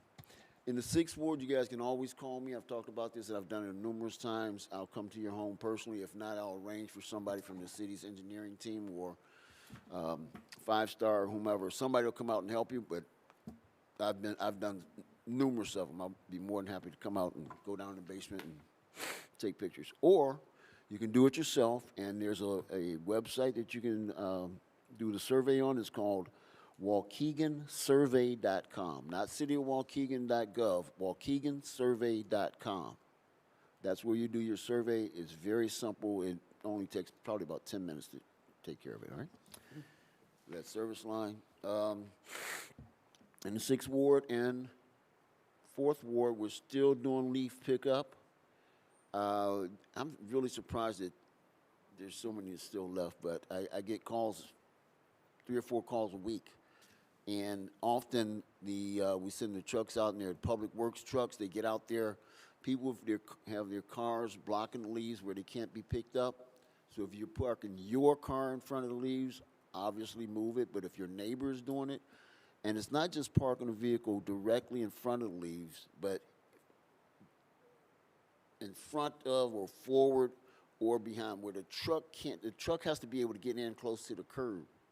And if you got a vehicle parked either in front or behind the pile of leaves that the truck can't get over there, they're not going to pick them up. And every time the truck goes out, we schedule it, they're running around, and people call me and say, hey, they didn't get me, they didn't get me, they didn't get me. Well, why? Well, was there a car there? Yeah, it's my neighbor. So anyway, I think you get that point. But we're continuing to make the effort. The weather is dry now, snow's melted. It's not brutally cold. The guys are out there, and they're trying to do the best we can as quickly as they can. All right. This one, I think I mentioned before. I don't know, Sam, if you heard me talk about it. I don't think I talked about it with you. I've had a number of neighbors suggest to me that we do something about the speeding vehicles and loud vehicles on the Amstuds. And what I want to do is we need to look into shutting down the Amstuds.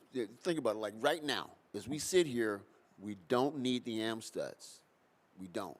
People that run the Amstuds going to and from work, commuters, they're at home, and they're at home in Pleasant Prairie and Beach Park and Zion and wherever else north of us.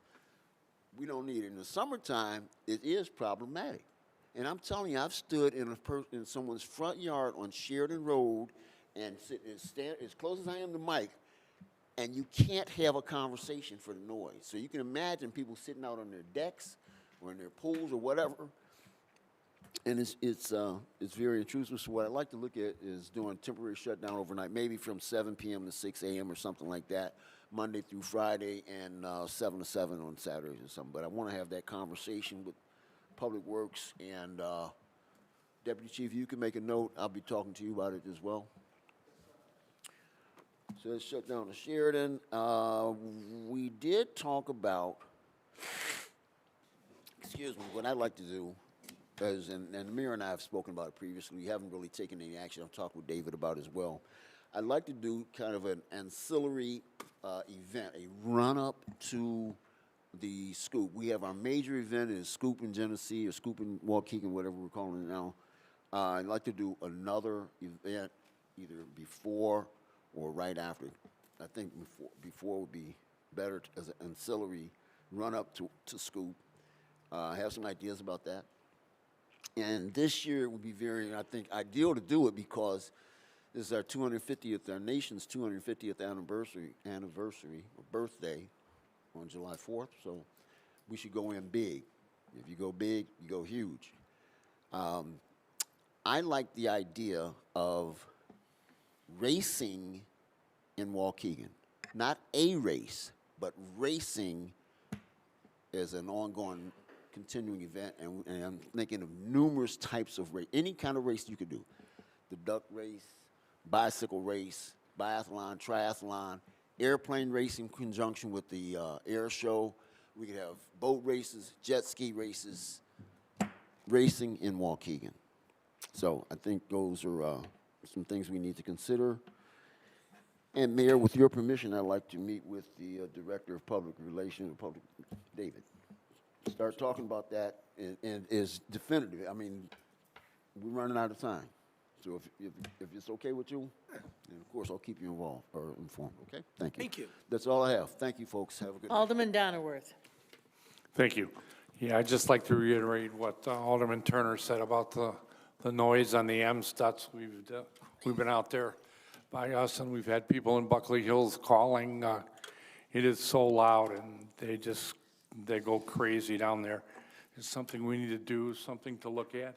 We need to explore some idea to do something because, I mean, these people, they're racing home and they're racing to work in the morning.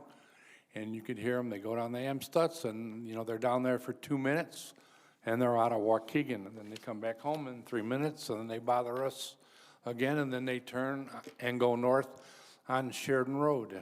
The noise on Sheridan Road is sometimes deafening with these cars with these exhaust pipes that are just unbelievable. Continue also with the lead pipe on the east side of North Avenue. Same thing as you said on the west side, they're continuing it, they're finishing it up. You have to give them time to fill in these holes, time to finish what they're doing. And I'm spoken my neighborhood in reference to the lead pipes and talking to people who are able to identify them themselves. If they can't, then I have them call the water department, and then they can get out and take a look at them and see what they can do and help a couple of my neighbors, because I wasn't able to get into their crawl space, so they had to send somebody out to take a look at it. But yeah, the lead pipe is real important. And the other thing is just, you know, everybody, when you're out and about, just be safe. And I want to thank City Yards and city employees for, you know, daily talks I have with them or emails and exchanges, and things are taken care of. And I really appreciate everything that all the departments are doing, police department, fire department, and everything. I just want to commend our city workers and say, great job, and let's rebuild Waukegan. Thank you. Thank you. Alderman Florian. Thank you, Madam Clerk. I want to also offer my condolences to the Ball family on Karen's passing. She was a very special person, and she will be missed greatly by this community, especially in the work she did with our police department and fire department. I knew her personally, and she was just really wonderful. I'm very sad to hear about her passing. I noticed I was downtown recently, and that juice bar closed over here. I know we always celebrate openings, which we should, but I'm wondering if we should start doing, you know, kind of like postmortems when something closes, like what happened, why didn't this business succeed, and what can we learn from someone who tried and failed to help the next person who comes along maybe succeed. I've heard, you know, different theories, the rent went up, you know, I don't know. It wasn't open very often when I was downtown. I mean, I don't get to go down during the day because I'm working, but like during Art Walk, it wouldn't be open, for instance. Or if I was on my way to Three Brothers Theater, the Genesee, it wasn't open. Which I know a juice bar maybe is more a breakfast thing anyway. But anyway, just an idea that maybe we need some kind of business analysis team or whatever, something where, you know, maybe with our PR department and some other people, we could focus on what works in Waukegan and what doesn't, and how we can help more people succeed. Just an idea. I numbered these, and I don't have a 3, so I guess I have to go to 4. Vista, I've talked before about the property taxes not being paid. They're still unpaid for the last 2 years. We're about to be due again in June. Their taxes are about $1 million a year, so we're coming up on $3 million. I believe they still owe the city $300,000 or more for water. The first year of taxes, this is a little complicated, but I'm going to try to make it simple. The first year of taxes that they owe were purchased by someone. Once you don't pay your taxes, there's companies out there that buy them in the hopes that you will pay them eventually and that they'll get a little bonus, some interest, a fee, whatever. So instead of Vista paying the $1 million that they owe, they maybe have to pay $1.2 million, let's say, or something, to get those taxes paid up to date. And they had, the company who bought the taxes had until June of this year to call to say, look, we want our money. You have to pay the money. And that's when the foreclosure process begins. Well, that has happened. So the foreclosure process is now in place. I reached out to the county clerk today to ask him what the latest was. The owners of Vista are AHS. They did reach out to the county and say, how much would we have to pay to get up to date? And that was the last conversation they had. And it's a little over $2 million at this point, but like I said, it's gonna be soon $3 million in June. So I just wanted to make people aware that that is happening. I don't know if they plan on paying the taxes or not. I don't know if we have someone that can reach out to them and say, hey, is this gonna go into foreclosure? If it does, what does that mean? Will the new owners of the hospital allow them to continue operating the hospital? Will we have to figure something else out? I'm not sure, but just wanted to make everyone aware that that foreclosure process has started. So, and as soon as I know more, I'll make the information available. I went to a school board meeting recently when my neighbor that was here a couple weeks ago to get honored, he got honored at the school board, and I went to the meeting and I stayed for the whole meeting. And one of the things they talked about at one point was how much of a problem vaping is in the schools. And many of the people on the school board know who I am, and oh, Alderman Florian, maybe the city can help us with something on this. And I've been thinking about it. And I know that we do, I don't know what you call them, underage stings for alcohol occasionally, and I'm wondering if we could do one for vaping to see, are the kids actually the ones buying the vapes? Are adults buying them and giving them to them? I don't know, but anyway, where we could send underage kids in purposely to buy vapes and see if people are selling them or not. Just an idea, some way we could partner with the school district to try to address that. We talked about recycling earlier a little bit in my committee and how we were having a pilot program. It has started, just so you know. Mr. Garland stopped me and gave me an update. So there is recycling available here at City Hall. Actually, I saw the container when I came in and it didn't even register that that's what it was, but it's down on the corner of the building as you come in. And then there's also one at the train station. So there's at least 2 out there now to see. I guess then we'll see how that goes and we'll go from there. So the recycling program has started. Okay, lastly, I know you guys are gonna hate to hear this. I need to talk about towing. So I think based on our last conversation, the mayor must have a voodoo doll because I had to get towed last night, of all things. Let's be clear, I don't have a voodoo doll for you getting towed. My car broke down on the side of the road in Lake Forest area on 41. So I got towed all the way to Waukegan for $175. I have the receipt right here. Just a week ago, one of my patients came in, and unfortunately, she was in a car accident up by Station 5, and she lives in Antioch. And she got flatbed towed from there all the way to Antioch for $175.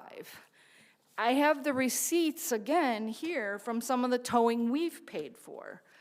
Towed 2024 Nissan, that's a pretty new car, $425, we paid that. A vehicle I talked about last time, from City Hall to City Yards, $300 back and forth, $600 total. I mean, that's not as far as it is to Lake Forest. That abandoned camper that was up in the 5th Ward in the plaza, which maybe some of you saw and maybe called about, we got charged $575 for that. That was a private vehicle on private property. It's not our vehicle, not our property even. It's whoever owns the mall. $575. And then there was a vehicle in the lake. I don't remember this, maybe someone else does, but we got charged $2,275 to tow the car out of the lake. And again, not our vehicle, not even our property. We don't own the lake. So this is why I've become, when you know more about something, you pay attention. And Alderman Felix is correct. When he spoke, I remember at the very end, before the transition between the last administration and this one, we did talk about towing. But the previous administration we didn't get charged for these vehicles. The city got charged $0. Now we're not being charged $0. So to me, it's more of an issue. So I apologize I didn't address it back when they wanted to in the spring, but the mayor and I met since the last meeting, and he agreed that we need a towing ordinance. So I look forward to what gets presented where we won't be paying more than I got charged as a resident from Lake Forest all the way to Waukegan. So thank you for your time and attention, and have a good night. Alderman Hayes. Thank you, Madam Clerk. Just a quick comment on salaries, or the request from some of the aldermen for an increase in salaries.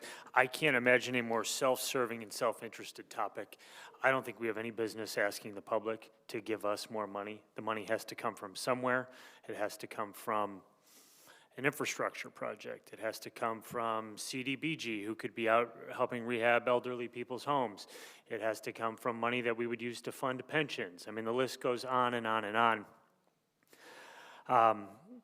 I think that if you're going to request a salary increase, in fact, before I go there, I did some real quick research. Someone can correct me if these numbers are wrong, but I found Vernon Hills, they get paid about $6,000, Gurney's $3,600, North Chicago, $2,080, Libertyville, $6,000.